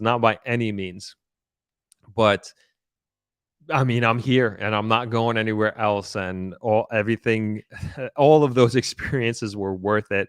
And more than anything else, I'm here to lend my experience so you don't have to go through maybe some of the challenges that I have gone through and my family has gone through down here. Leon Newton says, Throp, can you imagine if the Malay people who left Singapore for greener pastures now looking on the success of their country today? I think that could be the same thing that could happen here in Jamaica. Eileen Watt says, that guy is so stuck in the past, he can't see the present Jamaica and not aware that Jamaica's future is bright. I grew up in the area he's talking about, and I see the positive changes since then. MDL says, up, up, up, Jamaica, land of my birth, my mother. I will never turn my back on you. I will help you become the best country in the world. I love that. That's awesome. I love that a lot. Well said, MDL. Well said. Hopton says, yes, I'm still trying to understand why Jamaicans want to leave. The opportunities will be coming soon. I will say the opportunities are here, and I think what's going to happen too is that Jamaica and also it's going to start with pockets of Jamaica. It's going to get to a point where this is like it's like you got to see where the hockey puck is going before it gets there. And I don't think you and like this is the risk, and this is the risk, right? And it's like look at what my dad did. And he invested in Jamaica in, I would say, a much more politically politically destabilized, a much more politically destabilized Jamaica back in the 90s and leading up to that in the late 80s, right? And Jamaica politically and as a government was not as strong as it is today. But he took that risk and he believed in where the country was going. And so would you say perhaps people at that time were saying, oh, you're crazy for investing in Jamaica. You're crazy for wanting to buy beachfront property in Negril. And you're going to waste your money and you're going to lose your shirt. But now people are looking to buy property in Negril and beachfront property in Negril. And you can't find it, and two, you can't afford it. And so are we in the same position? I think in a big way, and in different parts of the country that you could kind of use that same relative example. So I think the opportunities are here, and you got it. I feel like I'm going back to the Brooklyn example. It's like people who lived in downtown Brooklyn, who lived in Brownsville, East New York, Dumbo, my goodness. I mean, you're kicking yourself. And just like, and I'm sure in the 90s, even in the early 2000s, you're like, ain't no way I'm buying a piece of property down there. Ain't no way. It's not going to be worth it. Now, as we first started this conversation, one bedroom is $450,000 US dollars. To rent an apartment for a one bedroom, you're looking at $2,900, $3,000 US dollars per month to rent. And the same thing. It's so clear to me. It's just like, let's look at history here. Let's look at history. Let's look at the trajectory that we're on. And again, Jamaica, from a government standpoint, yes, we recognize that there are a lot of challenges that we have here, but we are not a country and we are not a nation that is not moving forward. And I'll just leave it at that. I was going to start going political, but we're not going to do that. Peter V. I've traveled across the USA, 48 states, and most of Western Canada, and I've seen some very beautiful places, but the delight and beauty as I travel across Jamaica is far more beautiful. I totally agree with that. Be Still says, I just want Jamaica to get to where it needs to be. How much longer am I going to have to wait to change the change that is supposedly on the way? My husband is bent on moving. My 4 kids don't see the attraction.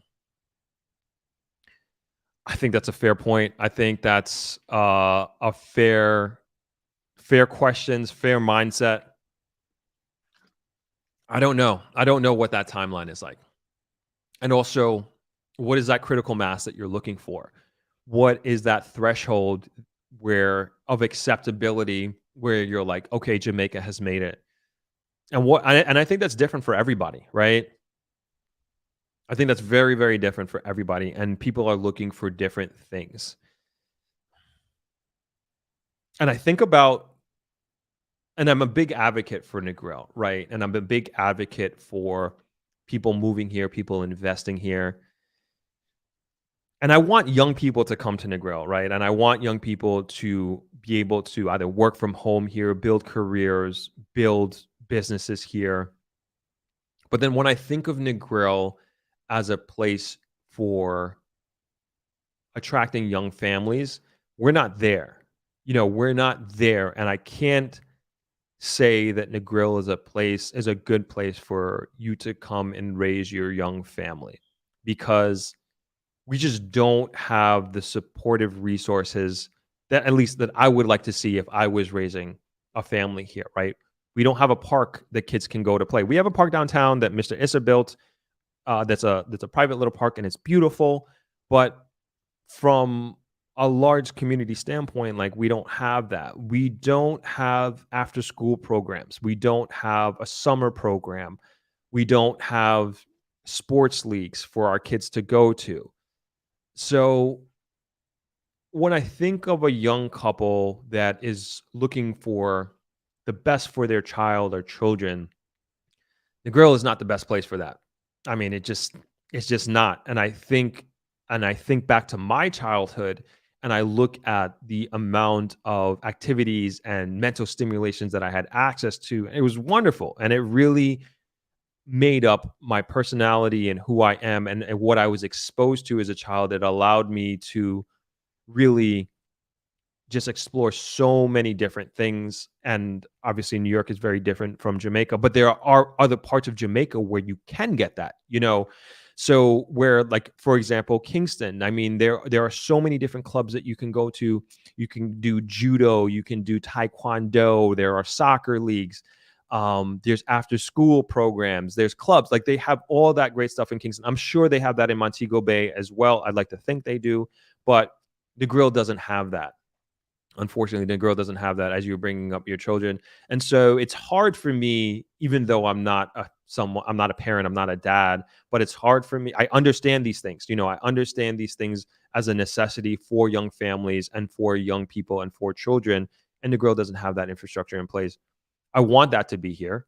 I'm fighting and advocating for that to be here. I'm encouraging individuals to help make that possible here. And I believe eventually we'll get there. Eventually we'll get there, but right now we aren't there. And I'm even trying to figure out the steps of making that happen because I do want to be able to, I would like to raise my family here. I would like to have my kids here when I do eventually meet that special somebody and we decide to bring children into this world and we decide to build a life together. And so these things are important to me. And so I do have a vested interest in that sense of making this happen. And I'm going to continue to push for that. And I'm not going to be someone I'm not someone, I should say, that is waiting for the government to make these things happen.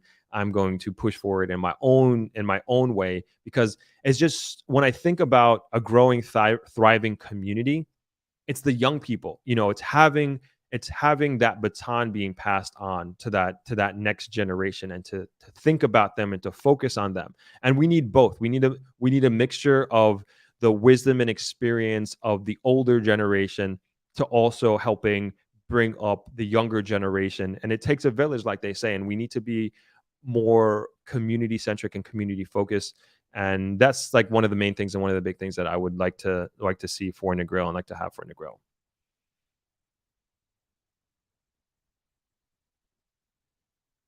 Ingrid Baby says, all these first world countries are prosperous because of the vision of their leaders. They provide schools, healthcare, and work for their citizens with the help of the private sector. I think the first world countries are where they are because of, I would say, not because of that, but more so because of not basically slavery at the end of the day. You know, these first world countries were built on the backs of Black people at the end of the day. And they are where they are because of that. And sometimes I think we fail to recognize that. But I hear you. I know what you mean. I know what you mean, but they couldn't have got where they are without us. Shaq Star says, my family owned property in Jamaica and we are looking to invest more, but I want to visit Rwanda as well. I hear great things. I want to visit there as well too. MDL, there are too many people who hate their own country of their birth. It boggles my mind. They will definitely defend their countries over Jamaica. I'm yet to see a channel where so many people hate their own country. All right, lots of comments here.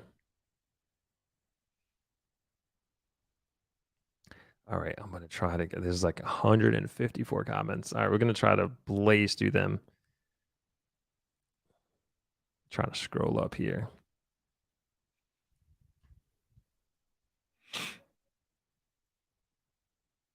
Okay, what's going on here? A lot of back and forth here. Trying to keep up with the combo. Okay.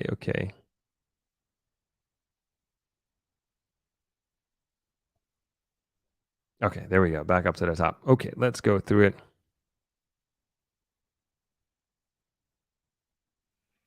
Williams Limited says, but if you lived in Jamaica at any point, you know there are facts in this video, just reality, not against Jamaica. Just facts. I think we've recognized that a lot. Justin D says, I don't know if I've ever watched his channel or know anything about him, only what Throp just showed. Yep, same here. This is my first time.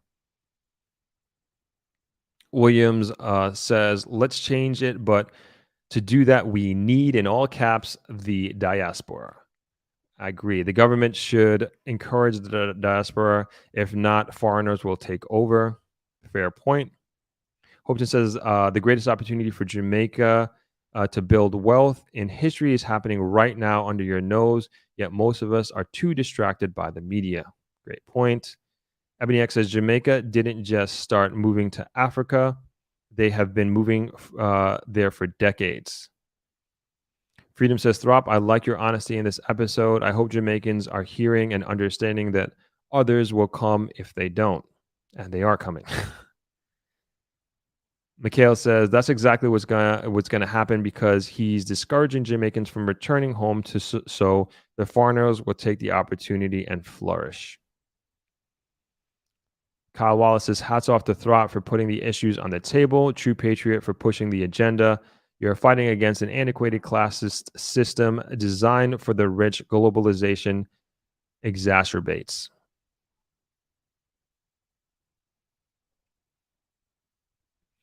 Kyle says, gentrification has been exported to Jamaica. They develop for the rich. Example, beachfront properties are being bought up by foreigners. What's left for the middle class and poor, crime-ridden neighborhoods? Ebony X says, Jamaica is still a young country. Everything is not going to be good. Look at the U.S. They still can't get it right. That's right. We got our independence in 1962. We're only in 2023.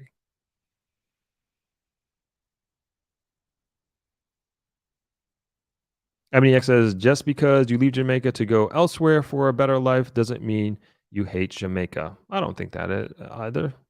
I don't think you should hate Jamaica. Junior says, I would. I think you're looking for proof that politicians are lining their pocket. Fitz says, Throb, you might need to run for president of Jamaica. If leaders don't have a heart for Jamaica similar to yours, we might be having similar conversations 40 years from now. Seriously. I really hope that's not the case. That would be really sad. But we are recording and documenting this, so this will be part of history. Inga Baby says they don't want the Jamaican citizens to be educated. Stevie Wonder can see that. The question is why. I hope that's not the case. I hope that's not the case. I really hope that's not the case.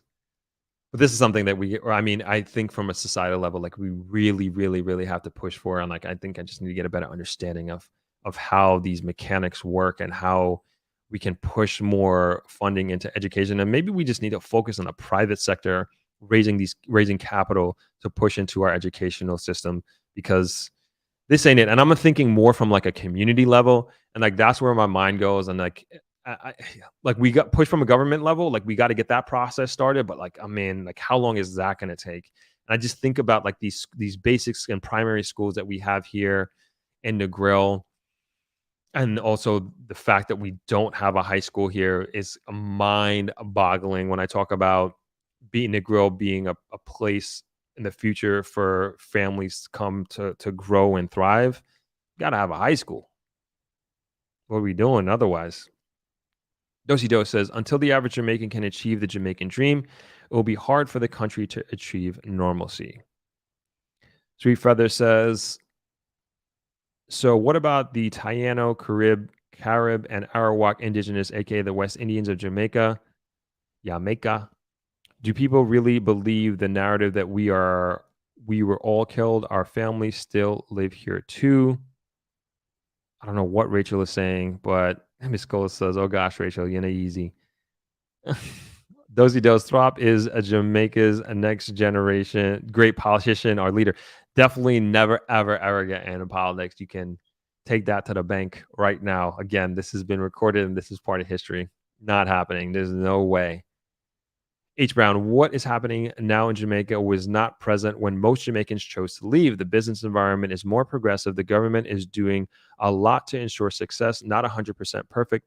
I totally agree. There is I mean, we've gone over this. I mean, there's been so many tangible improvements that you can see and you feel, and even from of the perspective of doing business, um, one of the I'm going to see if I can look it up. Uh,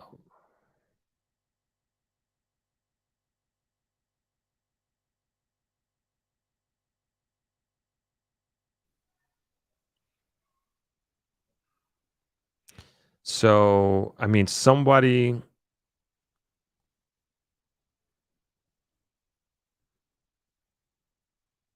maybe somebody can help me with this. All right, hold on. I think I just realized.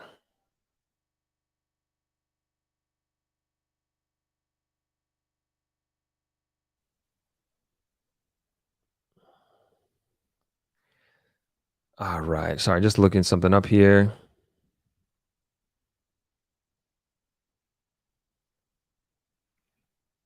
So, a few years ago, I know they made a significant move in lowering the transfer tax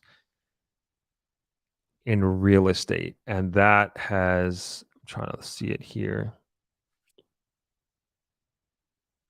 And if somebody knows this exact number, I'm trying to look it up, but it was significantly reduced.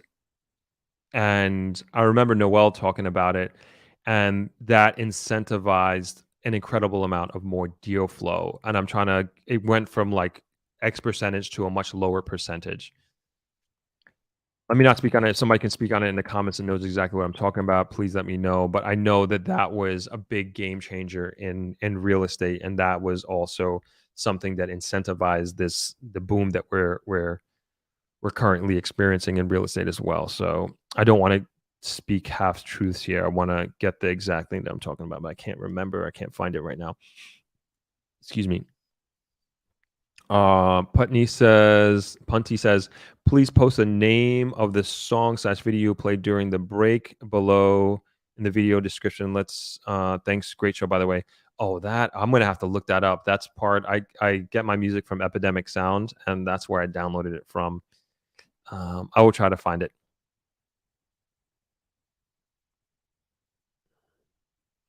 Ken Roy says, the current Jamaican government is doing an exceptional job. I mean, not to get political, but I think they're doing an okay job, honestly. And I'm not politically inclined one side or the other. And I am one, and I think it's so bad to be that way. I honestly believe that. Like, I think that was a big part of why Jamaica had fallen back for so many years is because people just continuously, and no matter what, they always vote PNP or they always vote JLP. It's like, you can't do that. Like, you cannot just blindly vote for one party because that was what you were born into. And it's like, we as a society need to vote for the people who are doing the best job possible. And if you're not doing a good job, you vote them out. And I think this is what we need to move, the direction that we need to move into. I think, again, I think this government is doing a good job overall. Are they messing up in some areas? For sure. They're not perfect, not by any means, but it's part of our job as citizenry and society to hold them accountable when they do misstep and be part of the discussion, be part of any consultation that is especially going to affect our community directly. Williams Limited says, compared to Florida, 23 million versus 3 million, Jamaica is the size of Connecticut. Let's compare Jamaica to Trinidad, if anything. Lane Watt says, Noel may not live anymore in his old age community in Jamaica in this headspace. Okay, I'm taking that out of context. I'm not sure what you're talking about that, Eileen. Janice Throp, many are disappointed with the slow growth of Jamaica since independence. I mean, fair. I would love for Jamaica I think we all would love Jamaica to have grown at a much.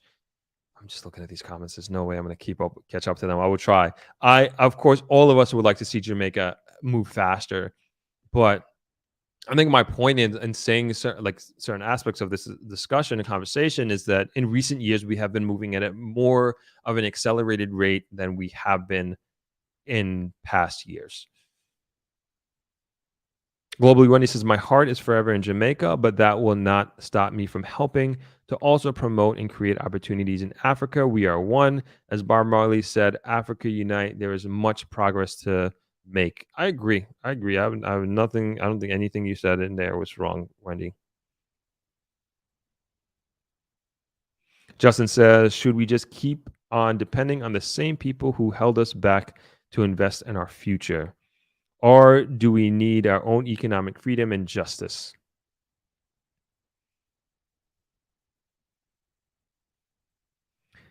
Fabzy, what's going on, man? A lot of us Jamaicans are sleeping while foreign investors are taking advantage of opportunities. You best believe that is exactly what's happening. Let's keep going here. Mikhail, I will never promote another country over Jamaica, no matter what. That will only kill the country, and the same foreigners that you are scared of will take over.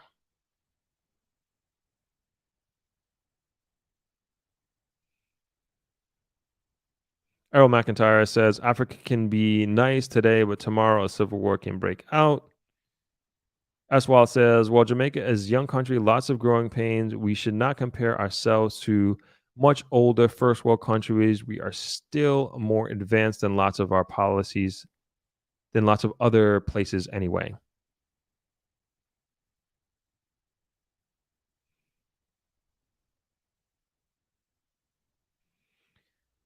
All right, I'm going to, oops, wow. Did not.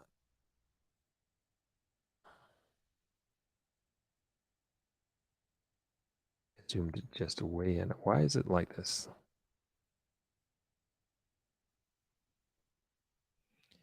Okay, my screen is super zoomed in. 1 second, guys. Here, messed up.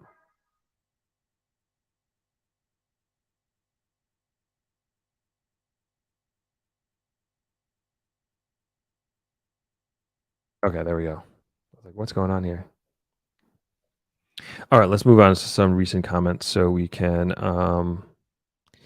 Thank you, Mikhail. This is what I'm looking for. Throp. The minister announced the reduction of transfer tax payable on the transfer of real property and financial instruments from 5% to 2% effective April 1st, 2019. Thank you so much. Much appreciated. That's what I was looking for. And that was like major in the real estate industry. And it just made it so much better to do business. And like these sort of movements are not recognized, and these sort of movements are not really looked at and understood of like how much it makes it easier to do business and to be in the real estate industry. So just keep that in mind. Mikhail says Nigel Clark is steering this country since he became finance minister. There have been so many improvements and reduction in taxes. Yeah, like this dude is. I met him once at a Chamber of Commerce dinner.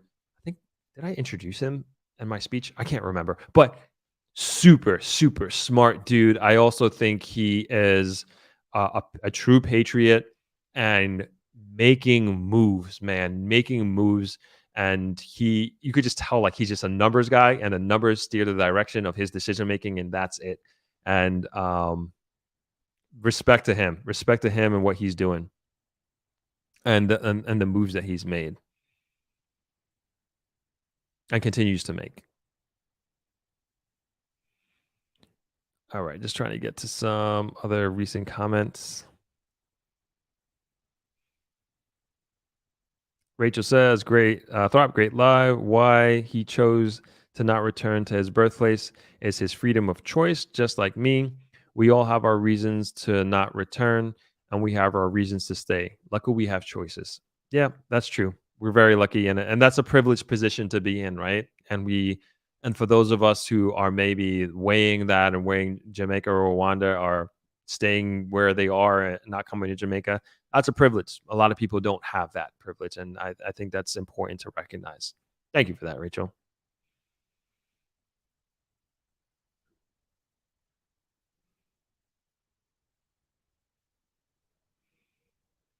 Okay. I think, we're saying a lot of the same things here. I don't want to belabor the point. Hey, Shayna, what's going on? Hello, beautiful people. Peeps chiming in late. Surprise, Alive is still going. Trust me, it's been a lively one. It's been very engaging. So yeah. Thank you. Nice to see you, Shayna.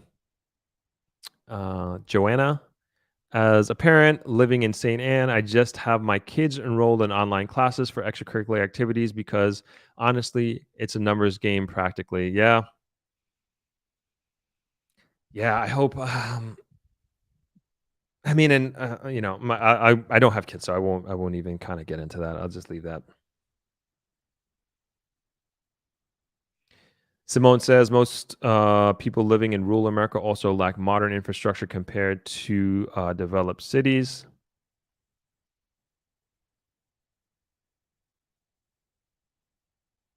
Joe says each generation that is born / grow outside of the Jamaican culture is lost, and they no longer identify with Jamaica.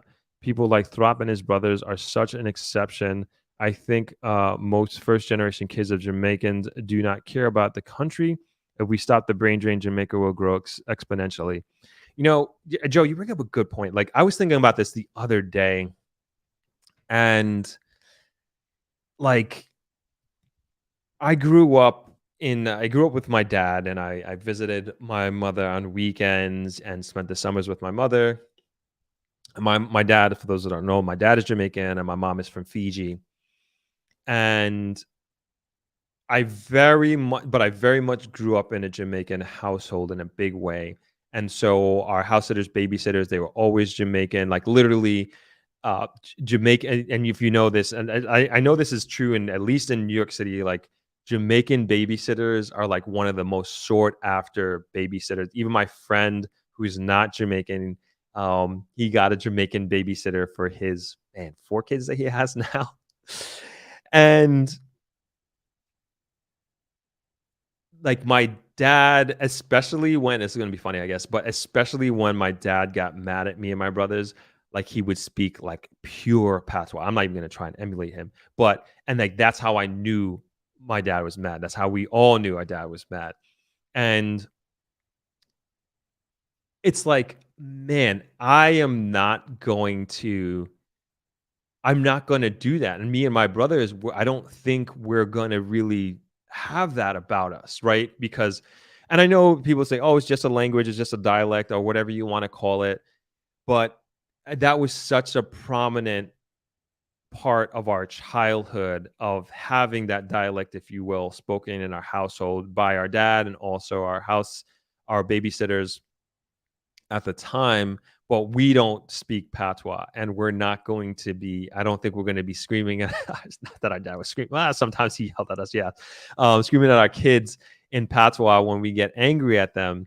And we used to make fun. We make fun of it now, and it's funny to look back on. But we're just not going to be passing that down to our kids, right? That experience. And I guess my thought at the end of the day is just like, are we going to be in a big way, like from one generation to another, are my kids going to be so far removed from their Jamaican heritage and from Jamaican culture?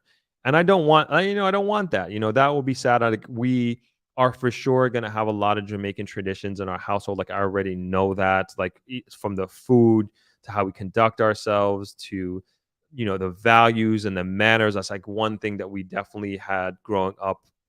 It's just like, just that respect, and so it was just just one of those shower thoughts, if you will. It was like, what that's going to be like and what's my kids' childhood is going to be like. But I really want them to know and feel like their Jamaican heritage, and same thing with their Fijian heritage.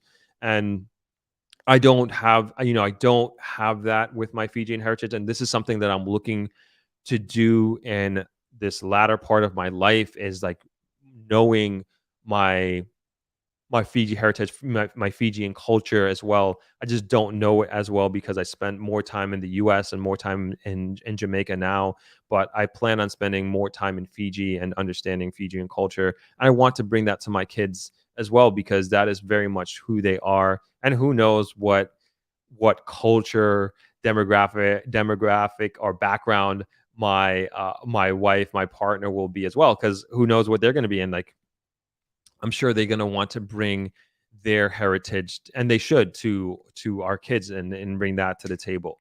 So just an interesting thought, and perhaps maybe if I marry a Jamaican woman that is like from Jamaica, lives here, born and grown here, then that will never be lost, which would be awesome. So I guess just thinking out loud here. But thanks for that, Joe. You made me go off on like crazy tangent there.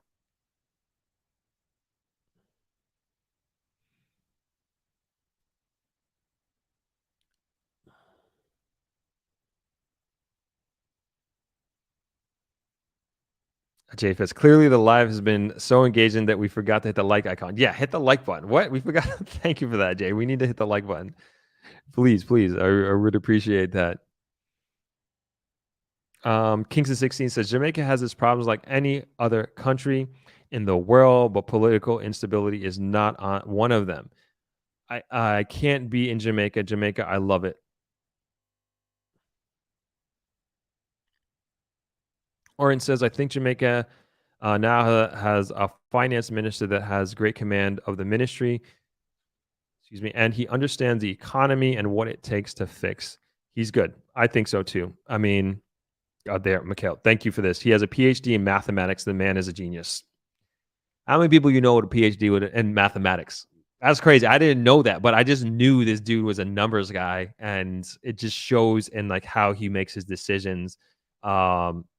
And I think we, like, regardless of whatever political stance you have or what party you're on, like, you gotta be proud of this dude and what he's doing. Like, the results speak for himself. I know I am. I know I'm super proud of what he's doing.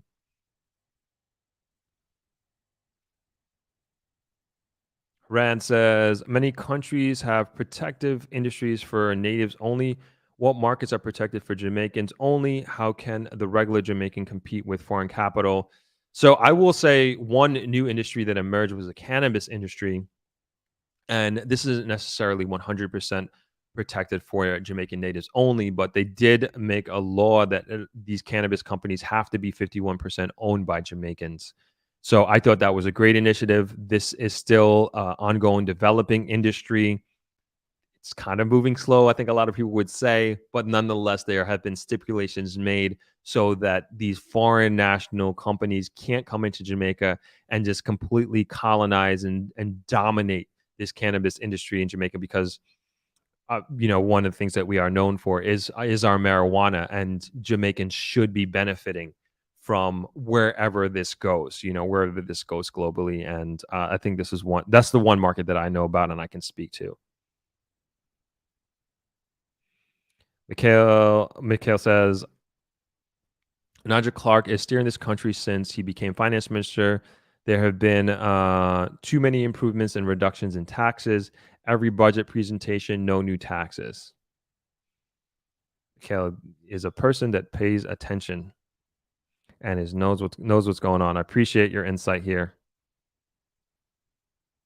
Dieter says, there is no perfect situation. Many returning have realized that the pros and cons coming back to Jamaica is better than staying in the declining West, especially if you're from an African diaspora.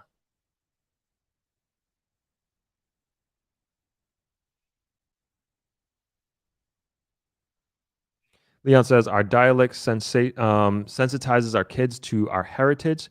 Look at the impact of the Windrush generation on England and its culture. Many generations later, kids still speak fervent amount of patois. And it's crazy too, when we look at it like from a cultural standpoint, and I guess it's Black culture in general, but specifically Jamaican culture, and it has a huge impact on UK young culture and also in Canada, which is just so crazy to me. It's like everybody there wants to be Jamaican.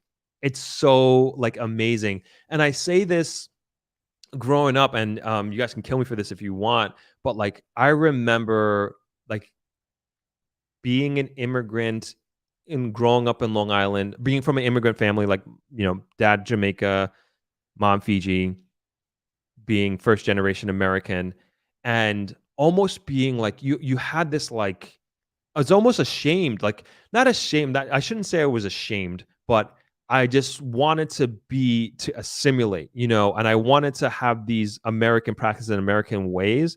But then you realize like that's great. Like certain behaviors that I would say like my white friends would do is just like crazy, in terms of like how they speak to their parents, how they speak to our teachers, what they said on the field, and how like just madness. Like I'm not even gonna repeat, but I was just like, man, like that was being cool, right?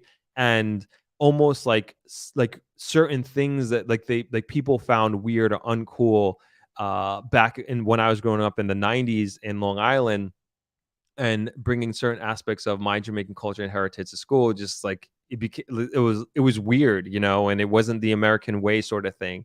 And so now it's turned into like you're super cool to be Jamaican, like on a different level, like globally, and for young people, and speaking with a Jamaican accent, and having and speaking patois. And I think it's just so crazy that has become just such a huge impact on culture. And like I extrapolate this out to 10 years, 20 years, and I'm looking at young people who are like teenagers, and have no Jamaican affiliation whatsoever, but they're trying to speak patois, and having a Jamaican accent and speaking patois is actually cool. I think that's so awesome that this is what it has turned into now.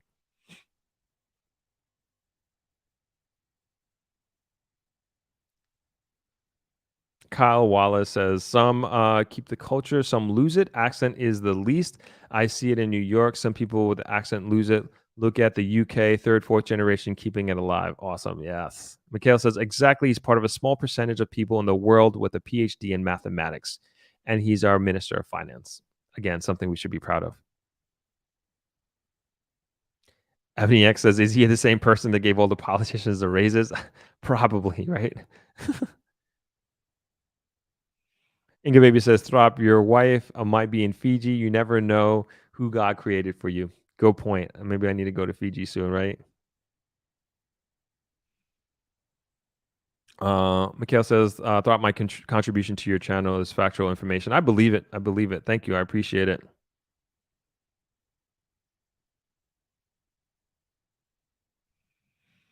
Joe says, my 8th grade teacher in New York City was Jamaican, and when I would try to act like my American friend, she would straight up call me out.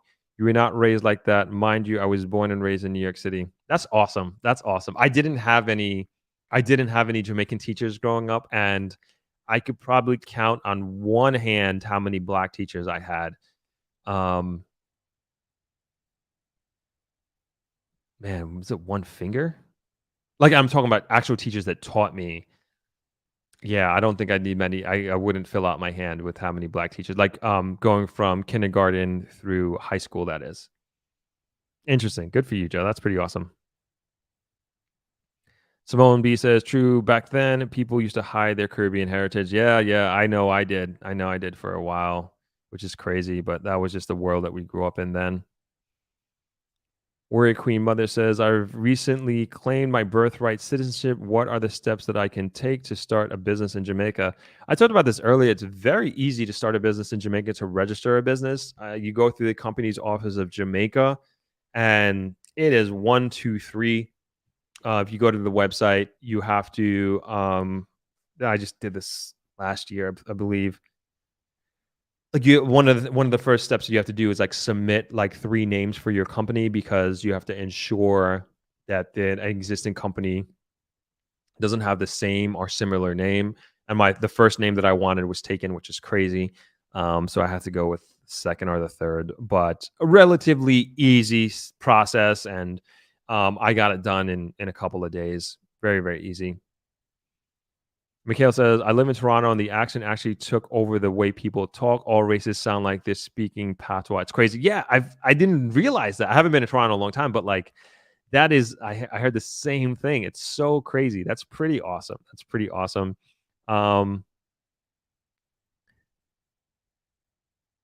Putney 50 says, the amount of Jamaican patois I hear spoken amongst all colors and races in England is mind-boggling. Yeah. I don't know what that means. I mean, what that's going to mean, but it just shows how strong our culture is, and then how like it's just influencing the youth. It's influencing music, even outside of dancehall. It's influencing rap and all these categories. It's pretty awesome. Kyle Wallace says, I know an American guy speaks pure patois. Fooled me until I asked where in Jamaica he's from. The guy said Queens, New York. Oh, that's so funny. Leon says, being Jamaican has more social currency than we realize. Once a native of the Caribbean, they say they're Jamaican. The same used to be true of Africans before Afro beats blew up. Oh, okay. That's so funny. That's so crazy. That this is happening. This is what it turned into. I think it's so awesome. Mikhail says, yep, he gave all the public sector workers a raise, not just politicians. Let's be factual now. Okay, talking about Nigel Clark. Thank you for that. Bunty 50 says the Jamaican music and language influence in so-called first world countries is unprecedented. It is powerful. New York, Toronto, London, Birmingham, Florida. Ebony X says, I still have my accent, maybe not as strong, but I intentionally chat patois even to my American friends. Awesome. I wish I could do it regularly. I'm gonna practice. Donna Bryce says, my French Canadian husband is applying for his Jamaican passport based on being married to a Jamaican. He loves Jamaica that much. Awesome. Oricreen says, I'm sorry, what was the office for that business? That's the Company's Office of Jamaica, COJ. They're actually going to be giving a presentation at Throp-X 2023. And I'm trying to set it up so you can, I don't know if it's possible, but we're trying to do it so if you want to register your business and start that process, you can actually do it at Throp-X. So we're trying to make that happen. Ebony X says, when I came here in the 80s, we would get tea. So a lot of people try to change their accent. Yeah, that's same thing in the 90s. Not that I had a Jamaican accent, but I didn't speak patois, but I think just in general, just like hiding the culture a little bit. Okay, we've been going for quite some time here. All right, we're going to show here real quick. We are going to, for those of you who haven't seen, we're going to show the Throp-X trailer one more time, and then we are going to close out. Quick little break here. Hey. There's been so much interest in the economic boom that's been happening in Jamaica, both on the investment side and also as a place to move to. Let me tell you about a conference that might help you with this stuff. Throp-X is a 5-day Jamaica investment conference that takes place from November 13th to November 17th at the beautiful Travelers Beach Resort in Negril, Jamaica. This includes 2 full days of expert panel presentations on all aspects of moving to and investing in Jamaica. This includes the brightest minds in the Jamaican real estate market, certified financial advisors from the most prestigious financial groups in Jamaica, banking professionals from the most esteemed banking institutions in Jamaica, among others. If you are thinking about moving to Jamaica, this conference is the perfect opportunity to have direct access to not only individuals who have achieved your dream of moving to Jamaica, but you'll also be among like-minded conference goers who are also trying to move to Jamaica. In addition, there will be 1 full day dedicated to touring both residential and commercial real estate for sale in the greater Negril area to give you a tangible idea of the real estate landscape in Jamaica. There will be exclusive properties for sale on this tour that you will not find listed anywhere else. If you are even remotely considering moving to or investing in Jamaica, this is the conference for you. This is the best way to dip your toe in the water of figuring out whether Jamaica is the right place for you to invest and to live. For more information, please visit Throp-X.com and join our mailing list. I look forward to seeing you in November.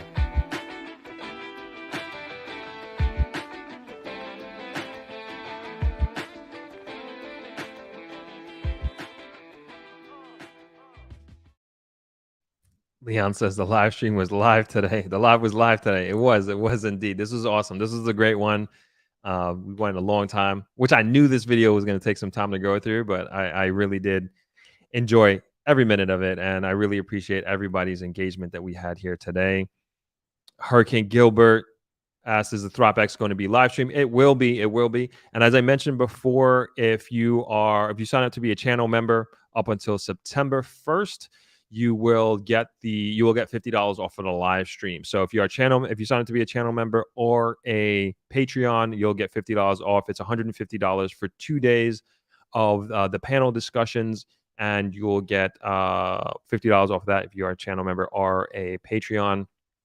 And we are more than likely, this is going to be behind a paywall this year. And I know we released the video slowly this past year, but now we're going to put the replays. We actually found a platform that's going to host the stream. So if you can't make it live and you later want to purchase it, you can purchase it and you will have access to it. And so once you purchase a live stream, you will always have access to these live streams through the platform that we're going to be working with this year. And then also one of the greatest things about being on the live stream is that you will also be able to interact. And if you were there at Throp-X, or if you've seen some of the videos, we did take questions for people who are on the live stream. So anything that you have anything you have questions about, you can ask the panelists there live. And we try to make it as if you are there as best as we possibly can. All right. Donna says the live stream was wild today. Great topic. It was one of those live streams. This is awesome. We're definitely going to be doing this again at some point. Tia Jones, here in NYC schools, they have made Jamaican patois a new language, so we are bilingual. That's awesome. I didn't know that. That's so dope. So dope. Cherie says, we have to write all our comments in patois. Give Throp the practice. No, I don't need the public pressure of saying it in patois, saying these things. This is too hard. I need to practice on my own and build my confidence, and then we can start talking patois here on the live stream on a regular basis. Joe says, I knew if I came on this live, I would not get anything done on my to-do list. So said, so done. Shake my head, but have no regrets. This was such a fun live today. Thank you so much, Joe. I appreciate your presence here, and thank you for joining us. And I'm sorry that you didn't get your Sunday to-do list done, but the day's not over. There's still time, right? All right, closing out here. Cherie says, bless up everyone. Great convo today. Have a nice week. Calibri says, Throp, embrace your patois. Man, last summer while babysitting my 3-year-old granddaughter, I was doing research for a project about patois. The kid picked up patois and is totally fluent now. Okay, I'm not going to give up on myself. Leon says, this was super awesome. Crazy engaging. Didn't even read the newspaper yet. Awesome. Yeah, this was awesome. Thank you all so much for joining. I just as a few reminders, there will be no live stream next Sunday. I'm going to be away. So we are going to do, and then also no live stream on Thursday. We're going to be doing a live stream on Wednesday night instead. I'm going to be traveling on Thursday, so I will put out a notice on the community page. But I just want to let you all know from now here that we're going to be adjusting the schedule, and we'll figure out a way to make up next Sunday's live stream. At some point, we'll get in a second one. Maybe we'll do 2 the following week. I don't know, but we'll figure it out. And I think that's it. We got another podcast coming out on Saturday, even though I'm going to be away. This one is, I'm not going to give it away. You guys will see. But great live stream today. Thank you for hanging. And I know some people have been here almost 4 hours with us. This was so much fun. And I'm looking forward to doing something like this again. Everybody have a great, amazing week. And I will see you on Wednesday if you're able to make it on the live stream. Thanks for joining again. See you all soon. Peace.